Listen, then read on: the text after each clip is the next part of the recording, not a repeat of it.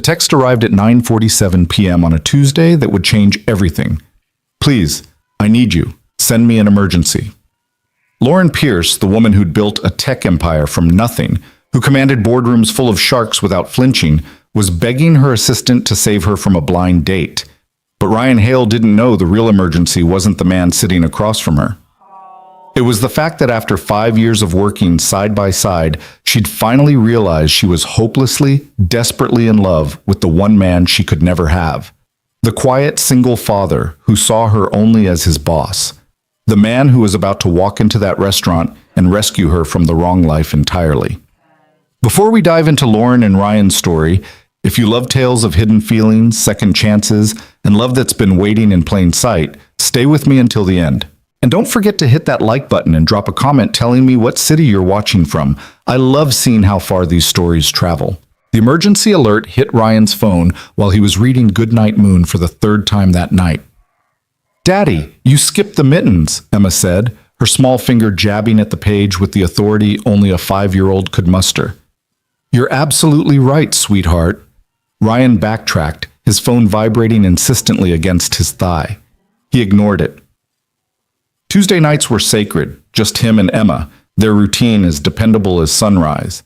Bath at 7, stories at 8, lights out by 8:30 so he could tackle the work emails that always piled up when Lauren was out of the office. The phone buzzed again.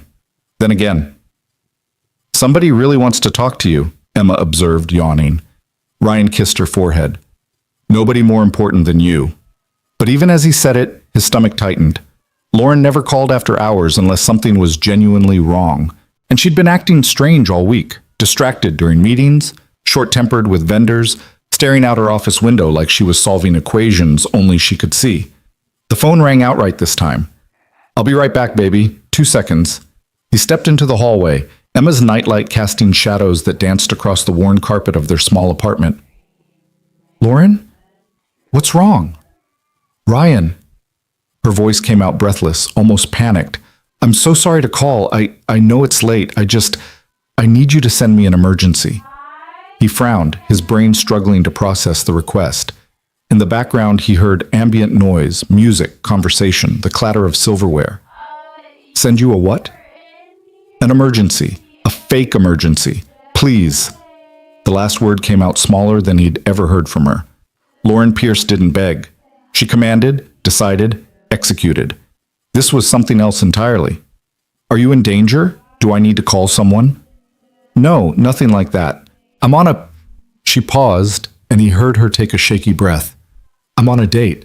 A blind date. My sister set me up and I should never have agreed, but I did, and now I'm stuck here with a man who spent 40 minutes explaining cryptocurrency, and I can't just leave without seeming like a complete, 'Where are you?'" Ryan was already moving, grabbing his jacket from the hook by the door. "The Sterling, downtown." "But Ryan, you don't have to actually..." "I'll be there in 20 minutes. When your phone rings, act like it's serious." "What about Emma?" He glanced back at his daughter's room. Mrs. Chen, their neighbor, had told him a dozen times to call if he ever needed help. She'd meant it too, had proven it the night Emma spiked a fever, and Ryan had to run to the all-night pharmacy. "I'll figure it out. Just sit tight." He hung up before she could protest, before he could talk himself out of what he was about to do. This was part of his job, wasn't it? Executive assistant to the CEO meant being available when she needed him. Never mind that most executive assistants weren't driving across town on a Tuesday night to rescue their boss from bad dates.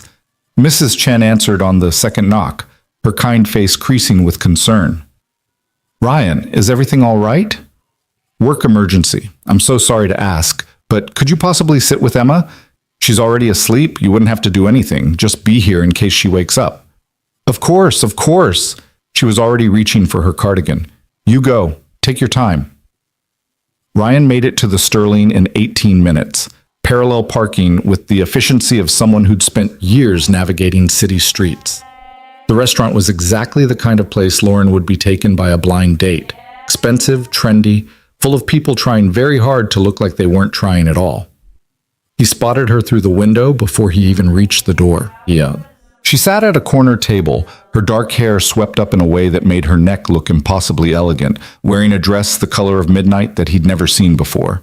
Across from her slouched a man in an expensive suit talking animatedly, hands gesturing in broad strokes that nearly knocked over a wine glass. Lauren's smile was fixed, polite, utterly empty. Ryan pulled out his phone and dialed. He watched her react, the way her eyes flicked to the screen, the flash of relief that crossed her face before she schooled it into concern. She held up one finger to her date, pressing the phone to her ear. "Ryan? Your daughter spiked a fever," he said, making his voice tight with worry. "I'm at the hospital with her now. They need you here." Lauren's eyes found him through the window. For a moment, they just looked at each other.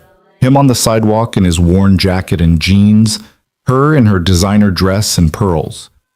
Something passed between them, something he couldn't name. "I'll be right there," she said, her voice carrying just enough panic to sell it. She stood abruptly, gathering her purse. "I'm so sorry," she said to her date, not even trying to hide her relief now. "Family emergency. I have to go." Ryan couldn't hear the man's response, but he saw the irritation flash across his face, saw him half rise from his chair like he might argue. Then Lauren was moving, weaving between tables with the grace of someone used to making quick exits from boardrooms and bad situations. She burst through the door, the cool October air lifting strands of hair that had escaped her updo. "You came. You called." He said it simply, like it was the most obvious thing in the world. Like he'd do anything she asked, drop everything, rearrange his entire life if she needed him to, because he would. He'd been doing it for 5 years without ever admitting why. "I'm sorry. I shouldn't have. I could have just made an excuse myself. I didn't need to drag you away from Emma. Emma's fine. Mrs. Chen's with her." He gestured toward his car. "But we should probably get out of sight before your date comes looking for you." Lauren laughed, the sound bright and genuine in a way it hadn't been in weeks. She let him open the passenger door for her, something he'd done 1,000 times at work, but that felt different here, outside the context of offices and meetings. She slid into the seat, and he caught a hint of her perfume, something subtle and expensive that made his chest tighten. He rounded the car and climbed in, very aware of the small space they now shared. At work, there was always a desk between them, conference tables, the careful architecture of professional distance. Here, she was close enough that he could see the faint freckles across her nose that her makeup didn't quite hide. "So," he said, starting the engine, "cryptocurrency, huh?" For 40 minutes. She kicked off her heels with a sigh of relief, tucking her feet under her. "Did you know that blockchain is going to revolutionize literally everything? Banking, healthcare, democracy itself. According to Chad, anyway." "His name was Chad?" "His name was Chad." She dropped her head back against the seat. "My sister promised me he was different. Lauren, you work too much. You need to meet someone. Chad is perfect for you. Perfect. The man asked me if I'd ever considered that my entire business model was obsolete because I wasn't leveraging decentralized finance." Ryan bit back a smile. "What did you say?" I smiled and nodded and died a little inside. She turned to look at him, her eyes soft in the dashboard light. "Thank you for coming. I know this is beyond the call of duty." "It's not duty," he said, the words escaping before he could stop them. He cleared his throat, gripping the steering wheel tighter. "I mean, you've helped me out plenty of times. Remember when Emma's daycare closed unexpectedly and you let me work from home for 2 weeks? That's different. That was actual work. This is work too. Executive assistant duties include rescuing the executive from bad situations. It's probably in my contract somewhere." She laughed again, and he felt ridiculously proud of himself for putting that sound in the air. They sat there for a moment, the engine idling, neither of them suggesting he actually drive anywhere. "Do you have to get back to Emma?" Lauren asked finally. "Mrs. Chen said to take my time." He glanced at the clock. "But I should probably check in soon. Why?" "There's a diner 2 blocks from here. Open 24 hours. Makes the best pie I've ever had." She bit her lip, suddenly uncertain in a way he rarely saw. "Unless you need to go, I don't want to keep you." Ryan should have said yes, should have driven straight home to his daughter and his quiet apartment and the safety of his carefully maintained boundaries. Instead, he put the car in gear. 2 blocks, you said?" 2 blocks. The diner was a relic from another era, Vinyl booths, checkered floors, a jukebox in the corner that probably still worked. At nearly 10 on a Tuesday night, it was almost empty except for a tired waitress refilling salt shakers and a man in a security uniform nursing coffee at the counter. They slid into a booth by the window, Lauren still in her evening dress, Ryan in his weekend casual. The waitress didn't even blink at the incongruity, just brought them menus and 2 glasses of water. "The chocolate cream pie," Lauren said with the certainty of someone who'd done this before. "Trust me." "You come here often?" "Sometimes, when I need to think. When the office feels too small and my apartment feels too big." She traced patterns in the condensation on her water glass. "It's nice being somewhere nobody knows who I am." The waitress returned and they ordered 2 slices of chocolate cream pie and coffee for both of them. When they were alone again, Lauren let out a long breath. "I'm sorry about tonight, about calling you like that." "Stop apologizing. I'm glad you called." "Are you?" She looked at him directly, something searching in her gaze. "Because I could have handled it myself. I've handled worse situations in boardrooms full of men trying to intimidate me, but I didn't want to handle it myself. I wanted you to come get me." Ryan's heart stuttered. He focused on his water glass, the smudges on its surface, anything but the way she was looking at him. "Why me?" "Because you're the only person who makes me feel safe without making me feel small." She said it simply, like it was obvious, like it didn't completely unmoor him.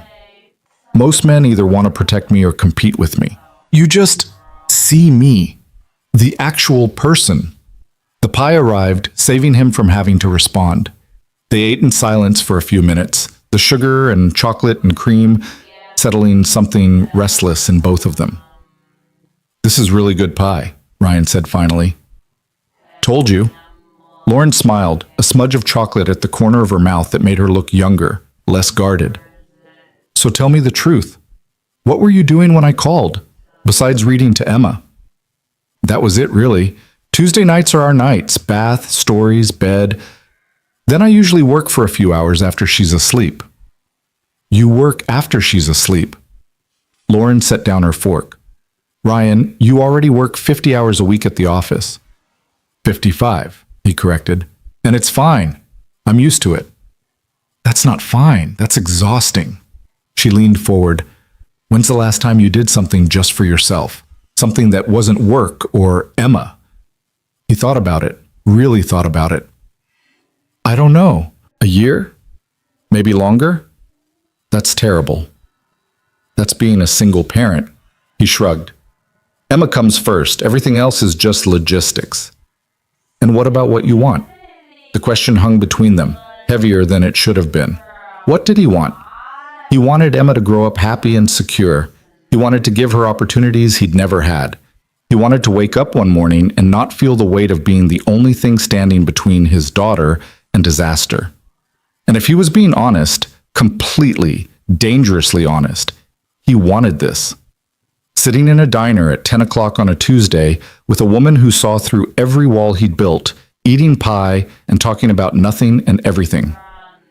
"I want Emma to have the childhood I didn't," he said finally. "Everything else is gravy." Lauren's expression softened. "You never talk about your childhood." "Not much to talk about. My mom did her best, but money was always tight. I knew from pretty early on that if I wanted different for myself, I'd have to work for it." He took a sip of coffee.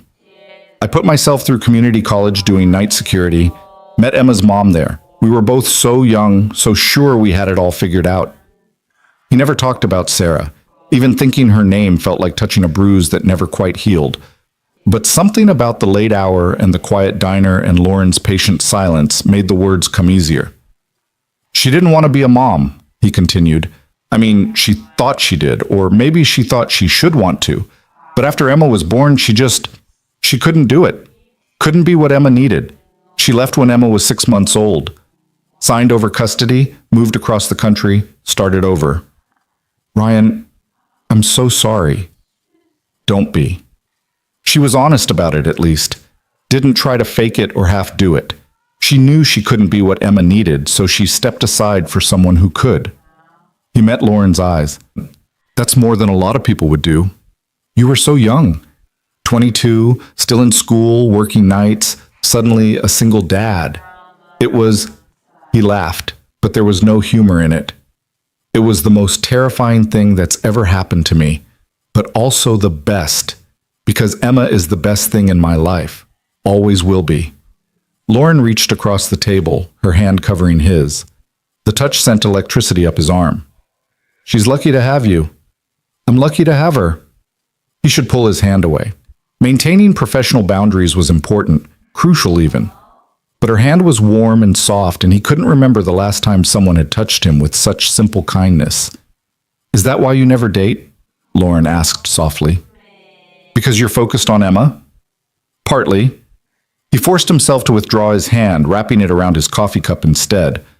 Also because dating as a single parent is complicated. Most women aren't interested in a guy who comes with a 5-year-old and a mountain of responsibilities. And the ones who are, I don't know, it never feels right. Never? He thought about the few dates he'd attempted over the years. The woman who'd seemed interested until she met Emma and realized single parent meant actual parenting, not just cute kid photos. The one who'd wanted him to get a real job instead of being just an assistant. The one who'd kissed him and felt nothing but obligation and exhaustion. Never, he confirmed. Lauren looked down at her plate, her expression unreadable. Your date tonight went better than mine then. I wasn't on a date tonight. You know what I mean, in general. At least you have a good reason for being single. I'm just, she gestured vaguely, apparently doomed to an endless parade of chads. Why do you let your sister set you up if the guys are always terrible? Because she's relentless and because... Lauren pushed her pie around with her fork. Because she's probably right that I work too much, that I need to actually try to build a life outside the office. I'm 34 years old and I can't remember the last time I went on a date with someone who saw me as more than a stepping stone or a trophy. Then they're idiots. She looked up surprised. What? They're idiots, Ryan repeated. Anyone who looks at you and sees a trophy isn't looking hard enough. The words hung in the air between them, heavier than he'd intended. He scrambled to recover. I just mean you're more than your company, more than your success. Anyone worth your time should see that. Do you see that? The question came out quiet, almost vulnerable. Of course I do. You're brilliant and driven, yes, but you're also kind. You remember every employee's name, ask about their families, notice when someone's struggling. You stayed late to help me study for my business certification, even though you had a board meeting the next morning. You sent Emma birthday presents every year with a card she keeps in her treasure box. He met her eyes. So yes, I see you, the actual person. I always have. Lauren's eyes were bright, suspiciously bright. She blinked rapidly, looking away. I should get home. It's late. Ryan checked his phone. 10:47 p.m. Yeah, I should get back to Emma. He signaled for the check, but Lauren already had her credit card out. My emergency, my pie, she said firmly. They drove back to the Sterling in comfortable silence, the city lights streaking past the windows. When Ryan pulled up next to Lauren's car, a sleek Mercedes that cost more than he'd make in 3 years, she didn't immediately get out. Thank you, she said, for tonight, for coming when I called, for the pie and the conversation, and for not making me feel pathetic for needing to be rescued from a blind date. You're not pathetic. You're human. He shifted to face her. And anytime you need rescuing, call me. I mean it. Even if it means leaving Emma? Even then. Though maybe try to schedule your emergencies before bedtime. She laughed and the sound filled the car like light. Then she leaned over and kissed his cheek. Quick, soft, leaving the scent of her perfume and the warmth of her lips burning against his skin. Good night, Ryan. Good night, Lauren. He watched her walk to her car, watched her drive away, watched until her taillights disappeared around a corner. Then he sat there in the empty parking lot, his hand pressed to his cheek where she'd kissed him, wondering what the hell he'd just done. Mrs. Chen was dozing on his couch when he got home, an open book across her lap. She woke as he entered, smiling. Everything all right? Everything's fine. Thank you so much for staying. Emma didn't even stir, sweet girl. She gathered her book and cardigan. Work emergency all sorted? Yeah, all sorted. The lie tasted bitter, but what was he supposed to say? Actually, I just spent an hour having pie with my boss, who I'm definitely not falling for, because that would be completely inappropriate and also hopeless. After Mrs. Chen left, Ryan checked on Emma. She was sprawled across her bed like a starfish, her stuffed rabbit clutched to her chest, her dark hair tangled across her pillow. He straightened her blanket, kissed her forehead, stood there in the doorway, just watching her breathe. This was his life. This apartment with its creaky floors and leaky faucet, this daughter who was his entire world, this careful balance of work and parenting, and not quite enough money or time. It was a good life, a full life. So why did it suddenly feel lonely? His phone buzzed, a text from Lauren. "Thank you again for tonight. Sleep well." He stared at the message for a long moment, then typed back, "Anytime, sweet dreams." 3 dots appeared, disappeared, appeared again. Then, "Same to you." Ryan set his phone down and scrubbed his hands over his face. This was dangerous. This feeling in his chest, this warmth that had nothing to do with coffee or pie. This was the kind of mistake that could cost him everything: his job, his stability, Emma's security. But as he lay in bed that night, staring at the ceiling, all he could think about was the way Lauren had looked at him across the diner table. The way she'd said, "You're the only person who makes me feel safe without making me feel small." The way she'd kissed his cheek like it meant something. And the truly terrifying part was how much he wanted it to mean something. The office felt different on Wednesday morning. Ryan arrived early as always, getting Lauren's coffee from the shop 2 blocks over. Dark roast, no sugar, a splash of cream. He'd been making this coffee run for 5 years, knew her order like he knew Emma's bedtime routine. But today, his hand shook slightly as he set the cup on her desk. She wasn't in yet. He busied himself with the morning routine, checking her calendar, printing her briefing materials for the 9 o'clock with the board, responding to the emails that had piled up overnight. Normal tasks. Professional tasks.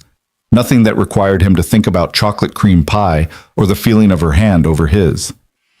"Morning." Lauren's voice made him jump. She stood in her office doorway looking every inch the CEO. Charcoal suit, hair in a sleek ponytail, her expression pleasantly neutral, like last night had never happened. "Morning. Coffee's on your desk. You have the board briefing at 9, conference call with the LA. Conference? Office at 10:30, and lunch with the venture capital group at 12:30. Thank you." She crossed to her desk, picked up the coffee, took a sip. Perfect as always. They looked at each other for a moment. Ryan searched her expression for some sign of what she was thinking, but her professional mask was firmly in place. "The board materials are ready for review," he said, falling back on the safety of routine. "Great, I'll look them over before the meeting." She sat down, opened her laptop, every movement controlled and purposeful. "Can you pull the Q3 numbers for me? I want to double-check something." "Of course." He returned to his desk just outside her office, pulled up the files she needed, tried to focus on work. But he kept glancing at her through the glass wall of her office, watching her review documents, make notes, take calls. The same things she did every day. Like nothing had changed. Maybe nothing had changed. Maybe he'd imagined the weight of her questions, the significance of that kiss on his cheek. Maybe it had been just what it seemed. Boss and employee, a favor between colleagues, nothing more. His phone buzzed, a text from an unknown number. "Emma's school. She's running a fever. Can you pick her up?" Ryan was on his feet before he'd fully processed the message, grabbing his jacket. He knocked on Lauren's door, stuck his head in. "Emma's school called. She's sick. I need to..." "Go!" Lauren was already standing. "Go get her. Take tomorrow too if you need it." "I should be back this afternoon." "Ryan." She looked at him with something soft in her eyes. "Your daughter needs you. Work will still be here. Go." He went. Emma was curled up in the nurse's office, her face flushed with fever, her eyes glassy. "Daddy?" she croaked when she saw him. "Hey, baby girl. Let's get you home." She fell asleep in the car seat on the way back, her small body radiating heat even through her jacket. Ryan carried her up to the apartment, got her changed into pajamas, settled her in bed with her rabbit and a cool washcloth on her forehead. "My tummy hurts," she whimpered. "I know, sweetheart. Try to sleep." He spent the afternoon alternating between checking her temperature and answering work emails on his laptop. Lauren sent him the board meeting notes without him having to ask. His inbox stayed manageable, the urgent items mysteriously handled. He knew she was covering for him, running interference, making sure his absence didn't create chaos. At 3 o'clock, his doorbell rang. Lauren stood in the hallway holding a grocery bag, still in her work clothes. I brought soup and popsicles and children's fever reducer because I didn't know if you had any. Ryan stared at her. You didn't have to. I know I didn't have to. Can I come in? He stepped aside, suddenly acutely aware of his small apartment with its mismatched furniture and toys scattered across the living room floor. Lauren had never been here before. Their professional relationship existed in offices and conference rooms and occasionally restaurants, but never in the intimate space of his actual life. How is she? Lauren asked, setting the bag on the kitchen counter. Fever's at 101. She's sleeping now. Can I see her? The question surprised him. Sure, but she might be asleep. They tiptoed to Emma's room. His daughter was indeed asleep, curled on her side with her rabbit tucked under her chin, her dark lashes casting shadows on her flushed cheeks. Lauren stood in the doorway looking at her with such tenderness that Ryan's chest ached. She looks like you, Lauren whispered. Poor kid. I'm serious. Same eyes, same stubborn chin. She glanced at him. She's beautiful, Ryan. They retreated to the living room. Lauren unpacked the bag, chicken noodle soup in containers from an expensive deli, gourmet popsicles, 3 different kinds of fever reducer, and a stuffed bear wearing a Get Well t-shirt. You really didn't have to do all this, Ryan said. I wanted to. She organized the medicine on the counter like she was prepping for a presentation. I remember you mentioned once that you hate when she's sick because you feel so helpless. Thought maybe this would help a little. It does. Thank you. They stood there in his tiny kitchen, the afternoon sun slanting through the windows, the sounds of the city muted by distance. Lauren looked out of place in her expensive suit and heels, but also somehow right, like she'd been meant to stand in this exact spot all along. I should let you get back to her, Lauren said. You came all the way here. The least I can do is offer you coffee. I'd like that. He made coffee while she perched on one of his mismatched kitchen chairs, looking around with undisguised curiosity. Emma's artwork covered the refrigerator, crayon drawings of stick figures and houses, and a portrait labeled Daddy with his head as big as his body. School photos tracked her growth from infant to kindergartner.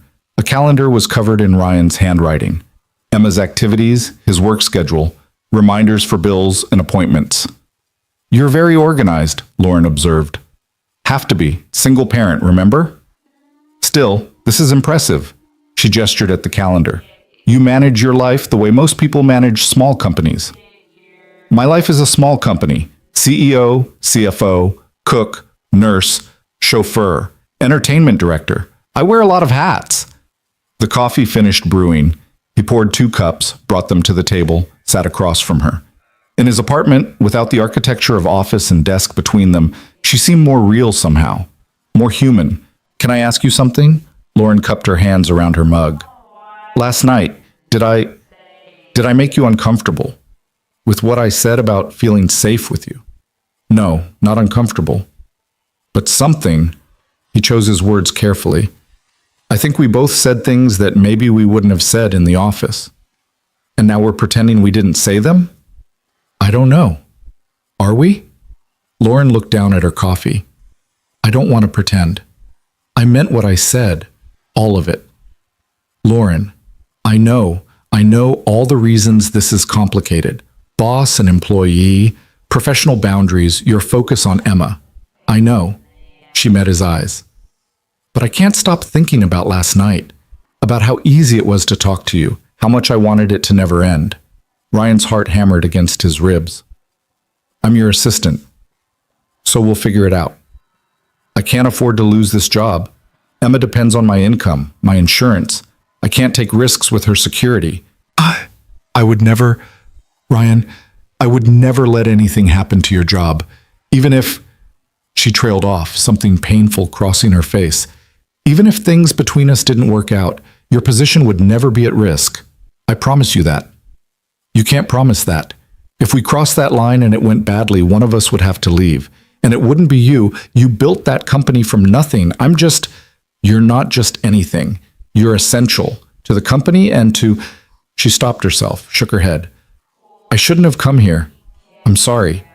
This was inappropriate. She stood, but Ryan caught her hand. Oh, wait, don't go. I'm making this worse. You're not. He stood too, still holding her hand, very aware of how close they were standing. I think about it too. Last night. Other nights. I think about what it would be like if things were different. What if they could be different? What if we just tried? And if it doesn't work? If we try and it's a disaster and then everything's ruined? What if we don't try and spend the rest of our lives wondering? A sound from Emma's room made them both freeze. A small cough, then silence. Ryan released Lauren's hand, stepped back, the moment broken. I should check on her, he said. Of course. I'll go. But she didn't move. Neither did he. They stood there in his cramped kitchen, the question hanging between them like smoke. I can't risk her, Ryan said finally, his voice barely above a whisper. Emma has to come first. Always. I know, and I respect that. I admire it. Lauren picked up her purse. But Ryan, you deserve happiness too. You deserve someone who sees how incredible you are. I have happiness. I have Emma. That's not the same thing. She left before he could respond, the door closing softly behind her. Ryan stood in the empty kitchen, his hand still tingling where he'd held hers, his mind racing with everything she'd said and everything he hadn't. Emma called for him then, and he went to her, grateful for the distraction. He took her temperature, gave her medicine, read her stories until she drifted back to sleep. This was real. This was what mattered. His daughter, her health, their small, safe life. But that night, after Emma was settled and the apartment was quiet, he found himself standing at his window looking out at the city lights. Somewhere out there, Lauren was in her apartment thinking about the same impossible question. What if they tried? What if they didn't? And which answer would he regret more? His phone buzzed. Lauren, is Emma feeling better? Ryan typed back, fever's down, she's sleeping. 3 dots appeared immediately. Good, get some rest. I'll handle things at the office tomorrow. You don't have to do that. I know. I want to. He stared at the message, at those 3 simple words that somehow meant everything. Then he typed, thank you for everything today. Anytime. And Ryan believed her. That was the dangerous part. He believed that if he called her at midnight, at 3 in the morning, at any impossible hour, she would answer. She would come. She would show up with soup and medicine and stuffed bears because that's who she was when the professional mask came off. He thought about her standing in Emma's doorway, looking at his sleeping daughter with such tenderness. Thought about her organizing medicine on his counter like she belonged there. Thought about the way she'd said you deserve someone who sees how incredible you are, like she might want to be that someone. The smart thing would be to shut this down, to apologize tomorrow for giving her false hope, to recommit to professional boundaries, to protect his job and his daughter's security above all else. But as Ryan finally climbed into bed, exhausted and confused and more awake than he'd been in years, he couldn't shake the feeling that the smart thing and the right thing might not be the same. And for the first time in 5 years of careful choices and calculated risks, he wondered what would happen if he chose his heart instead of his head. Just once. Just to see. The next morning arrived with the kind of spring sunshine that made promises it couldn't keep. Ryan woke to Emma crawling into his bed, her fever broken, her energy already returning in that miraculous way children have of bouncing back from illness. Daddy, I'm hungry, she announced, poking his shoulder. That's a good sign. He pulled her close, kissed the top of her head. What does my girl want for breakfast? Pancakes with chocolate chips and whipped cream and sprinkles. How about pancakes with chocolate chips and we negotiate on the rest? She considered this gravely. Okay, but I get to help stir.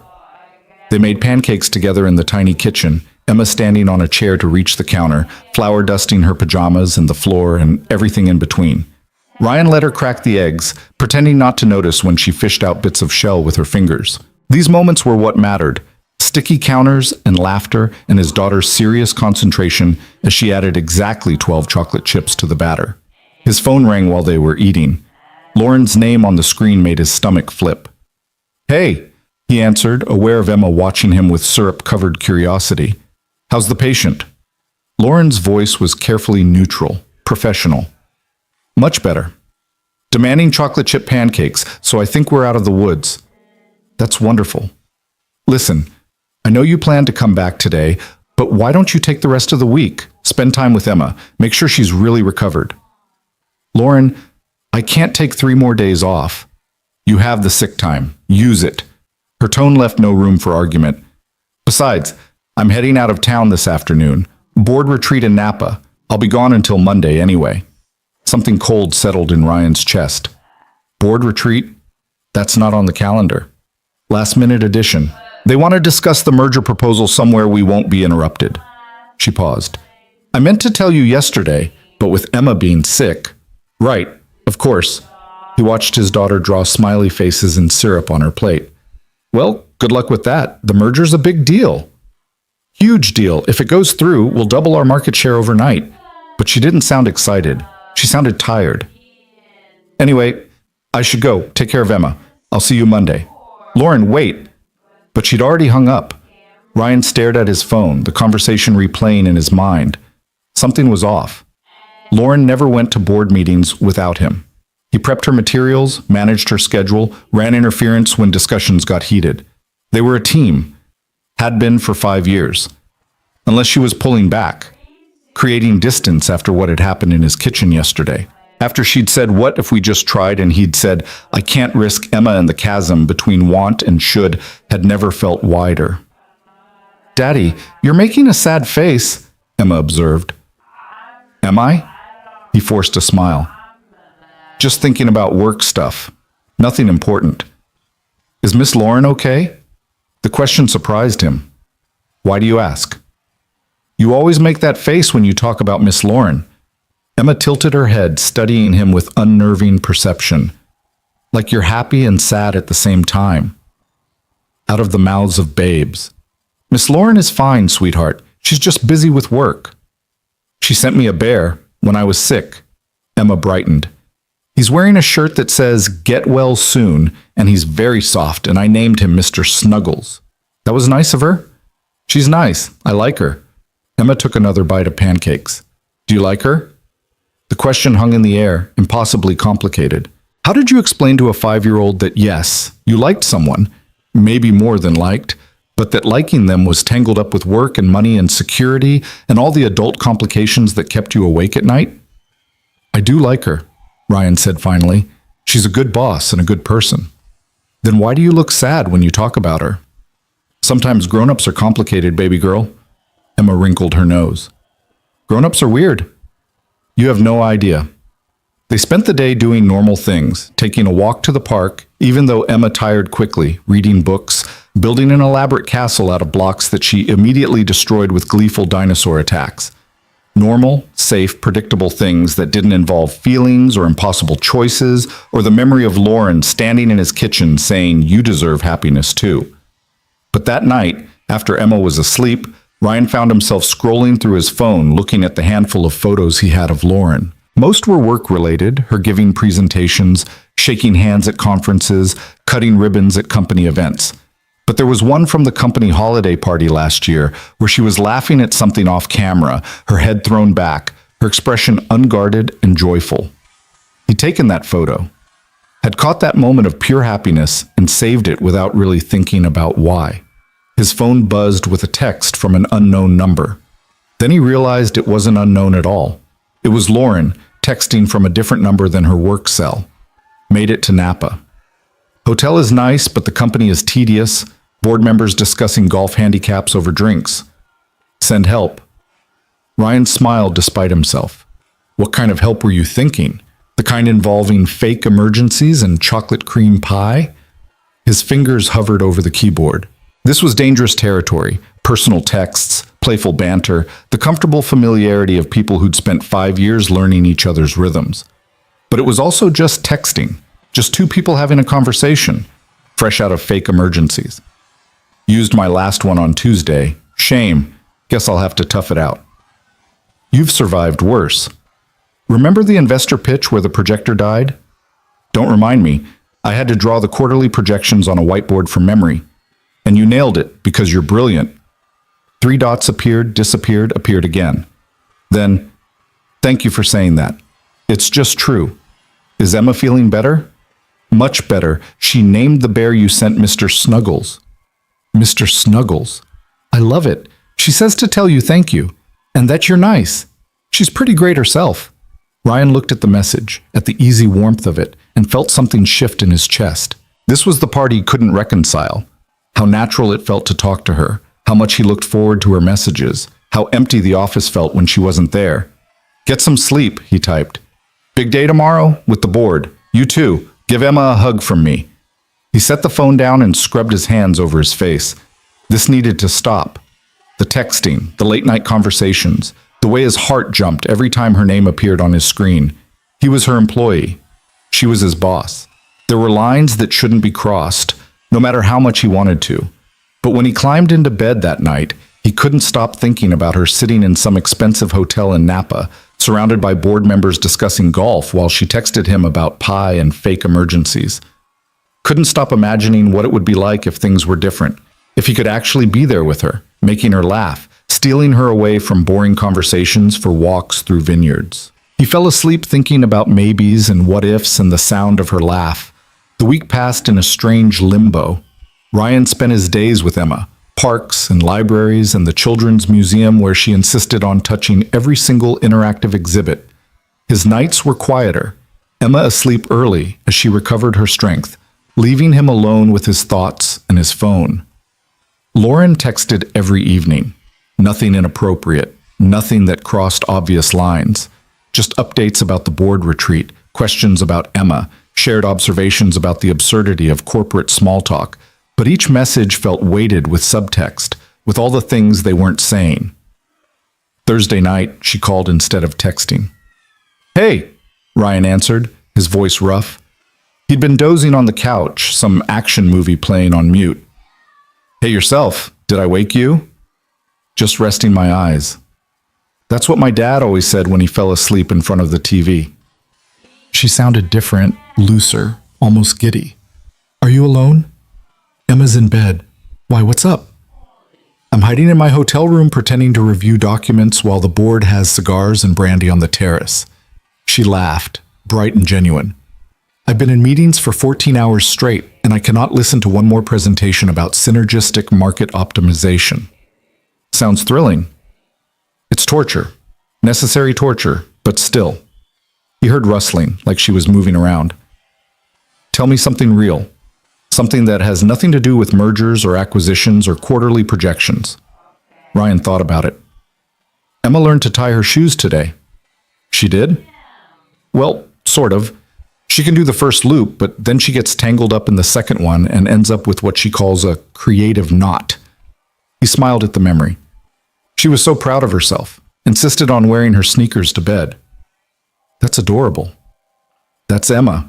Stubborn and creative and absolutely certain she can do anything if she tries hard enough. He paused. She gets that from her dad, apparently. Damn right she does. Lauren's voice was soft. You're raising an amazing kid, Ryan. I'm trying. You're succeeding. They fell into comfortable silence, the kind that only happens between people who've learned to be quiet together. Ryan could hear faint music through her end of the line, the distant sound of laughter from the terrace. I miss this, Lauren said finally. Miss what? Talking to you. Real conversations, not just work stuff. This week without you in the office it's been strange, like something's missing. Ryan's chest tightened. Lauren, I know we can't. I know all the reasons why, but I can still miss it, can't I? Yeah, you can. Do you? Miss it? He should lie. Should say something neutral and professional that would put them back on safe ground. Instead, he told the truth. Every day. Lauren's breath caught. Ryan, we should talk about something else. Tell me about the merger. Is it going to happen? Probably. The numbers make sense, the board's enthusiastic, and our legal team says we can navigate the regulatory issues. She sighed. It's the smart move. It'll make the company worth 3 times what it is now. But nothing. It's a good opportunity. You don't sound excited about a good opportunity. I'm just tired. Too many meetings, too much wine with dinner, too many people telling me what I should want. She paused. Can I tell you something? Something I probably shouldn't? Always. I don't know if I want this anymore.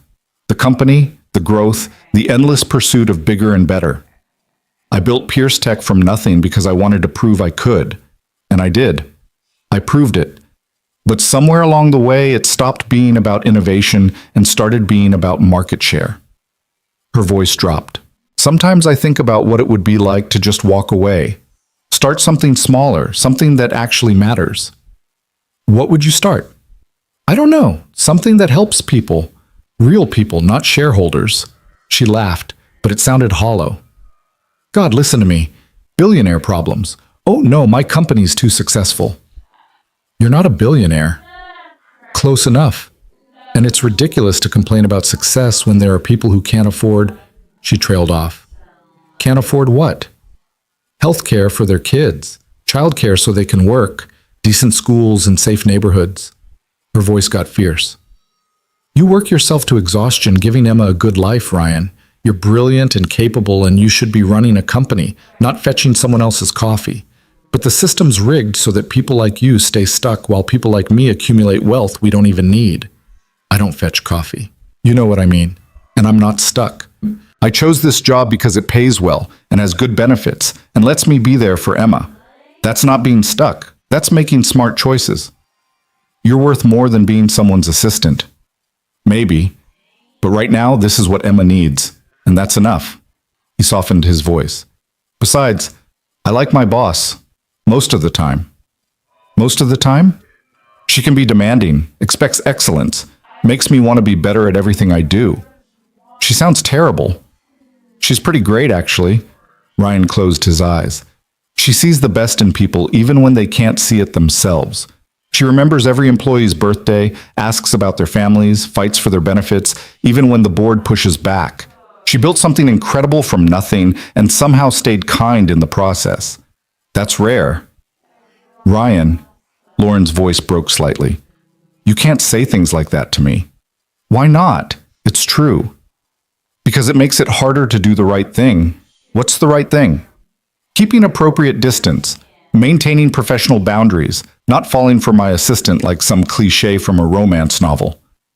Ryan's heart stopped. Lauren, I shouldn't have said that. Are you? Falling? Silence stretched between them, loaded with everything they'd been dancing around for weeks.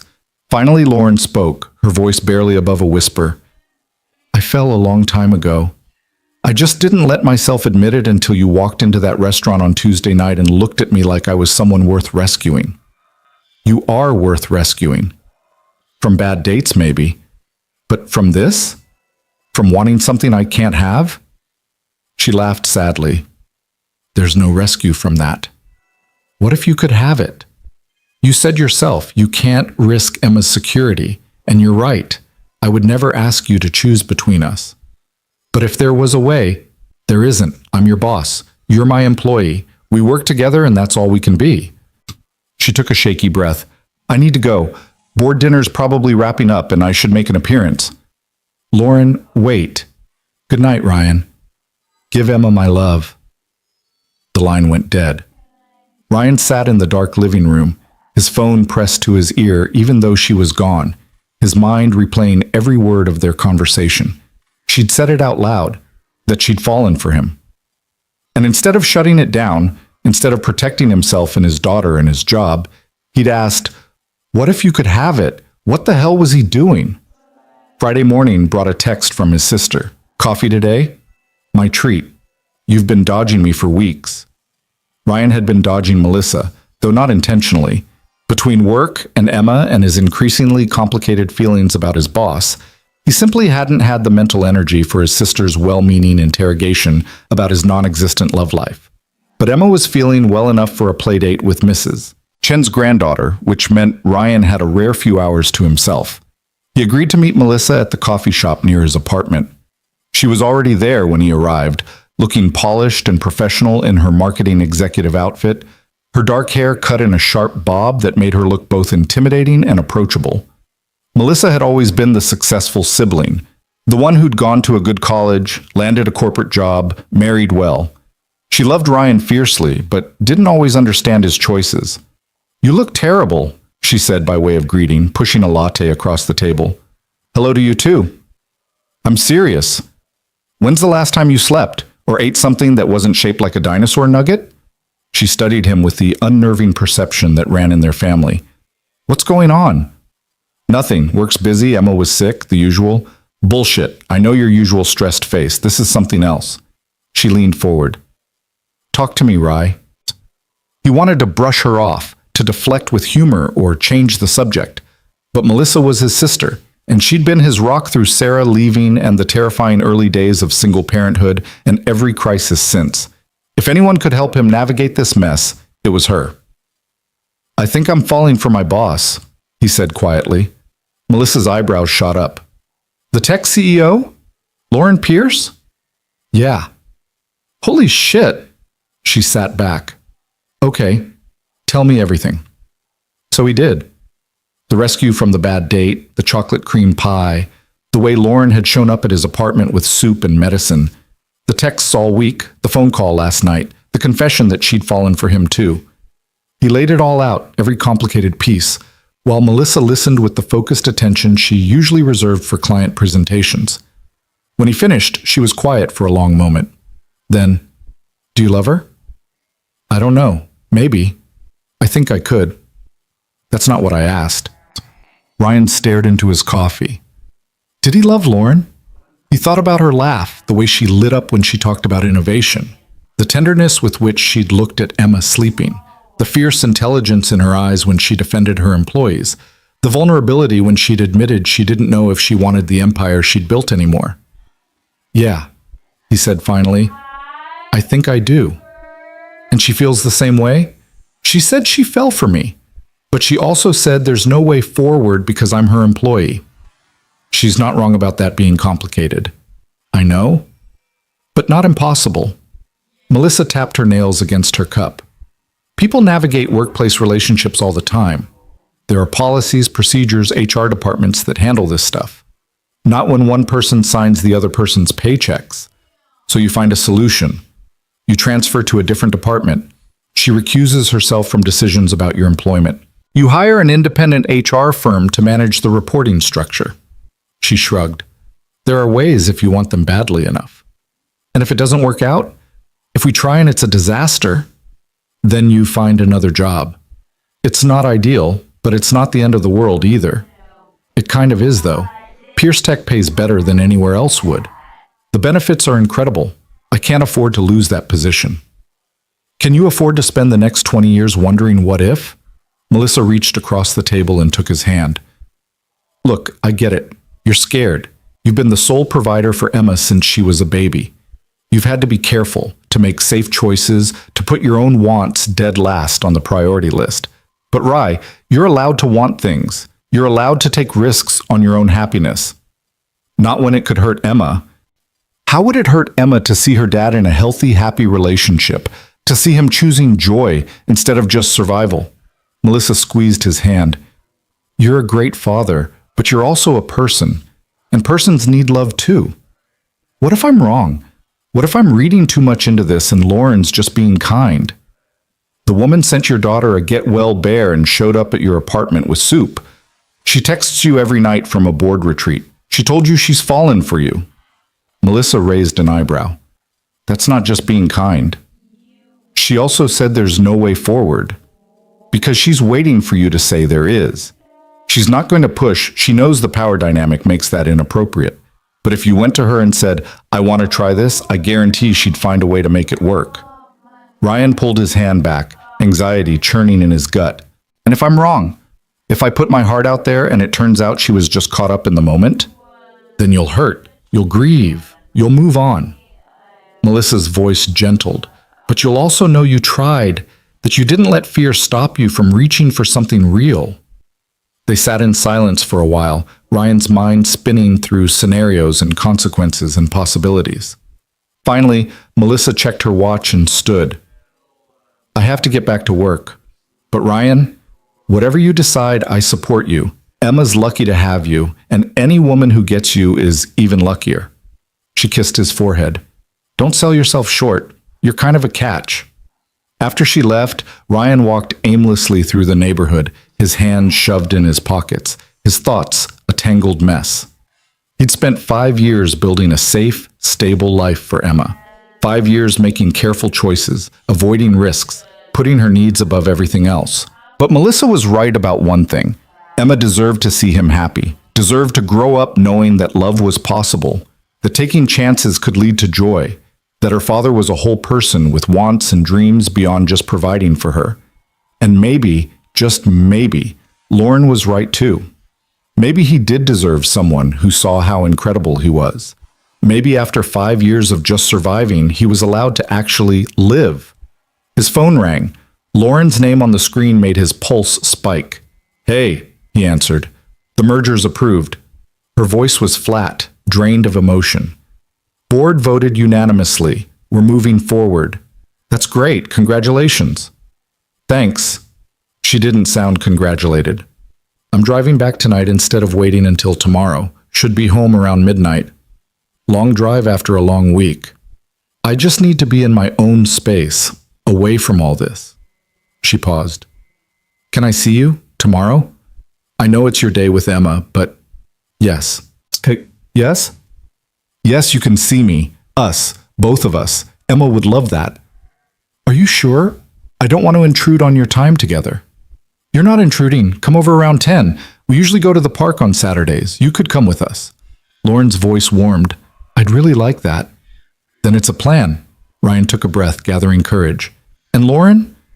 We should talk. Really talk. About everything. Everything? Everything. Silence stretched between them, heavy with implication. Then, okay, yeah, we should talk. Drive safe tonight. Text me when you get home. I will. And Ryan, thank you. For what? For not running away. After they hung up, Ryan stood on the sidewalk watching cars pass, feeling like he was standing on the edge of a cliff. He could step back, retreat to safety, keep his life exactly as it was, small and manageable and utterly alone except for Emma. Or he could jump. He texted Melissa. You're right, I'm gonna try. Her response came immediately. Hell yes, I'm so proud of you. Then before he could overthink it, he texted Lauren. I'm not running, not anymore. 3 dots appeared, disappeared, appeared again. Then, good. Because I don't want you to. Ryan pocketed his phone and headed home, his heart hammering but his step lighter than it had been in years. He didn't know what tomorrow would bring, didn't know if this was brave or stupid or some combination of both. But he knew he was tired of hiding, tired of pretending he didn't feel what he felt. Tired of watching Lauren from across an office and wishing things could be different without ever having the courage to make them different. Tomorrow, they would talk. Tomorrow, he would tell her the truth. That he'd been falling for her slowly for 5 years and quickly for the past week, and he didn't know how to stop or even if he wanted to. Tomorrow, everything might change. But tonight, as Ryan tucked Emma into bed and she asked if Miss Lauren was really coming to the park tomorrow, and could they show her their favorite climbing tree, he let himself imagine what it might be like if they actually made this work. She's definitely coming, Ryan said, smoothing Emma's hair. And yes, we can show her the climbing tree and the swings and the duck pond. And Mr. Snuggles? Mr. Snuggles can come too. Emma's eyes were already drooping. I like Miss Lauren, Daddy. I like her too, baby girl. Like her? Or friend like her? Ryan smiled at his daughter's uncanny perception. What do you think? I think like her. You get happy when you talk to her, and you're always sad when she's not around. Emma yawned. It's okay if you like her. She's nice. Go to sleep, sweetheart. Okay. But Daddy? Yeah? If you like her, you should tell her. Ms. Thompson says if you like someone, you should use your words. Out of the mouths of babes, indeed. I'll keep that in mind. Sweet dreams, Emma. As Ryan stood in his daughter's doorway watching her drift into sleep, he made a decision. Tomorrow, he would use his words. Tomorrow, he would tell Lauren Pierce exactly how he felt. And whatever happened next, at least he would know he'd tried. Saturday morning arrived with the kind of perfect spring weather that felt like a gift. Ryan woke early, nerves already humming under his skin, and made Emma her favorite breakfast, French toast with strawberries cut into hearts. She chattered excitedly about showing Miss Lauren the park, about whether they should bring bread for the ducks, about how Mr. Snuggles definitely needed to come along because he'd never been on an adventure before. Maybe we should clean up a little, Ryan said, looking around at the toys scattered across the living room floor. Why? Miss Lauren's already seen our house. I know, but Daddy, you're doing that nervous thing. Emma pointed her fork at him. The thing where you clean stuff that's already clean. I'm not nervous. You made the toast perfect. You only make things perfect when you're nervous. She took another bite, studying him with those two perceptive eyes. It's okay to be nervous about seeing someone you like. Ryan laughed despite himself. When did you get so smart? I've always been smart. You just don't always notice. At exactly 10 o'clock, the doorbell rang. Emma shrieked with excitement and ran to answer it, Ryan close behind to make sure she didn't fling the door open without checking first. But when he opened it, the sight of Lauren made his carefully prepared words evaporate. She wasn't CEO Lauren in her tailored suits and perfect hair. She was wearing jeans, actual jeans, faded and soft-looking, and a simple white t-shirt under a denim jacket. Her hair was down, falling in dark waves past her shoulders, and she wore minimal makeup. She looked younger, more relaxed, achingly beautiful. Hi, she said, her smile tentative. Hi. He couldn't stop staring. Miss Lauren. Emma squeezed between Ryan and the doorframe. You came, and you're wearing regular clothes. Lauren laughed. I do own clothes that aren't suits. Hard to believe, I know. Do you want to see Mr. Snuggles? He's very excited you're here. I would love to see Mr. Snuggles. Emma grabbed Lauren's hand and dragged her inside, chattering nonstop about their plans for the park. Ryan watched them together, his daughter animated and happy, Lauren listening like every word was important, and felt something shift permanently in his chest. This was what he'd been afraid to want. This moment, this possibility, this glimpse of what life could look like if he was brave enough to reach for it.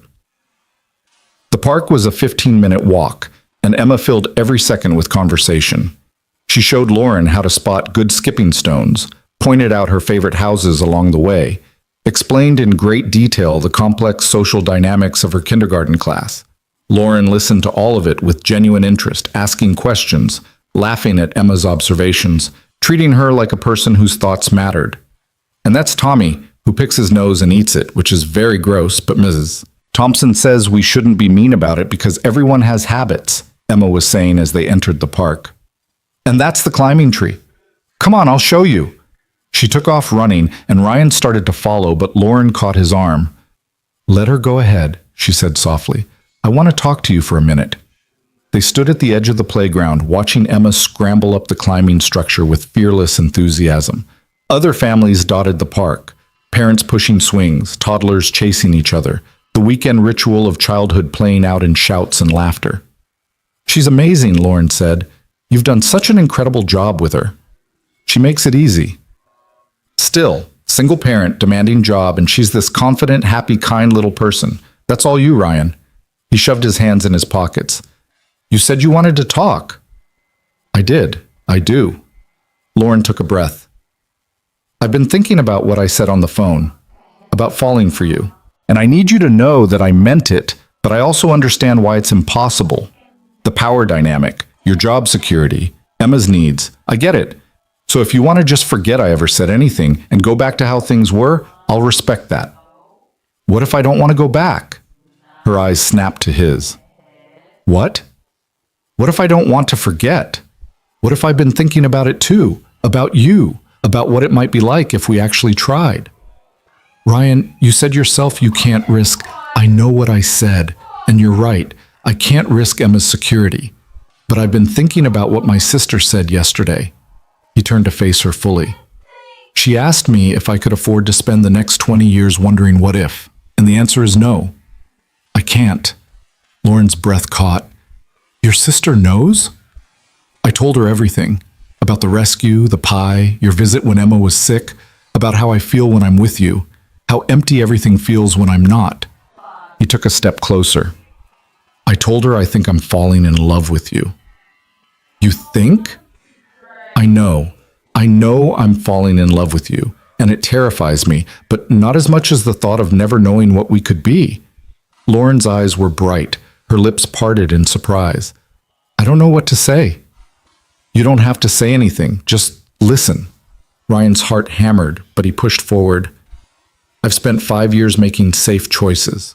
5 years putting Emma first and my own wants somewhere around 50th. And I don't regret that. She needed stability and security, and I gave her that. But Melissa was right. Emma deserves to see her dad happy, deserves to grow up knowing that love is worth the risk. But your job, we'll figure it out. You said there are ways, right? HR policies, reporting structures, whatever we need to do to make this appropriate. He reached for her hand, threading their fingers together. I trust you, Lauren. I trust that you won't let anything happen to my position, even if things between us don't work out. And more than that, I trust myself. I'm good at what I do. If Pierce Tech doesn't work out for some reason, I'll find something else. You're good at what you do, Lauren agreed. You're better than good. You're wasted as an assistant, Ryan. You should be running departments, making decisions, building things. Maybe someday, but right now what I want is this. You. If you still want me. Daddy! Miss Lauren! Come see how high I can climb! They both turned to see Emma waving from the top of the climbing structure, her grin visible even at this distance. Lauren waved back, then looked at Ryan with something raw and vulnerable in her expression. I want you, she said quietly. I've wanted you for longer than I've let myself admit. But I need you to be sure. Really sure. Because if we do this and it doesn't work, I don't know if I could handle losing you completely. I'm sure. He squeezed her hand, terrified but sure. Me too. She laughed, shaky and breathless. What do we do now? Now we go watch Emma climb trees, and tomorrow we figure out the logistics. Talk to HR, set up proper boundaries, do everything by the book so nobody can question it. And after that? After that, we see where this goes. No pressure, no expectations, just two people who like each other trying to figure out if they can build something real. Lauren stepped closer, close enough that he could smell her shampoo, see the flecks of gold in her brown eyes. I'd like that, very much. Daddy, you're taking forever, Emma's voice carried across the playground. And you're holding hands. Does that mean you like each other now? Several nearby parents turned to look. Ryan felt heat creep up his neck, but Lauren just laughed and called back. We're coming. And maybe we do like each other. Is that okay with you? Yes. Ms. Thompson says it's good when people find friends they like. Now come on. They walked toward the climbing structure hand in hand, and Ryan felt like he was floating. This was real. This was happening. After 5 years of carefully maintained distance, they were actually going to try. The rest of the morning passed in a blur of playground activities. Emma showed Lauren every corner of the park. The swings where you could kick the sky, the slide that went super fast if you went down on your stomach, the spot by the pond where the ducks liked to gather. Lauren threw herself into it all with an enthusiasm that matched Emma's, climbing and sliding and laughing like she'd forgotten how to be a CEO and remembered how to just be a person. Ryan watched them together and felt his heart expanding.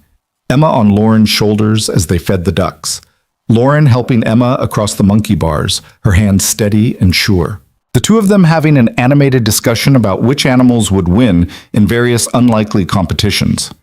A penguin would totally beat a seal in a race on ice, Emma insisted. But seals are faster swimmers, Lauren countered. On ice, though, penguins are basically ice experts. That's actually a really good point. Around noon, they headed to the small cafe at the edge of the park for lunch. Emma ordered a grilled cheese and chocolate milk and immediately started coloring on the paper menu with crayons the waitress provided. Ryan and Lauren sat across from each other, the table small enough that their knees touched underneath.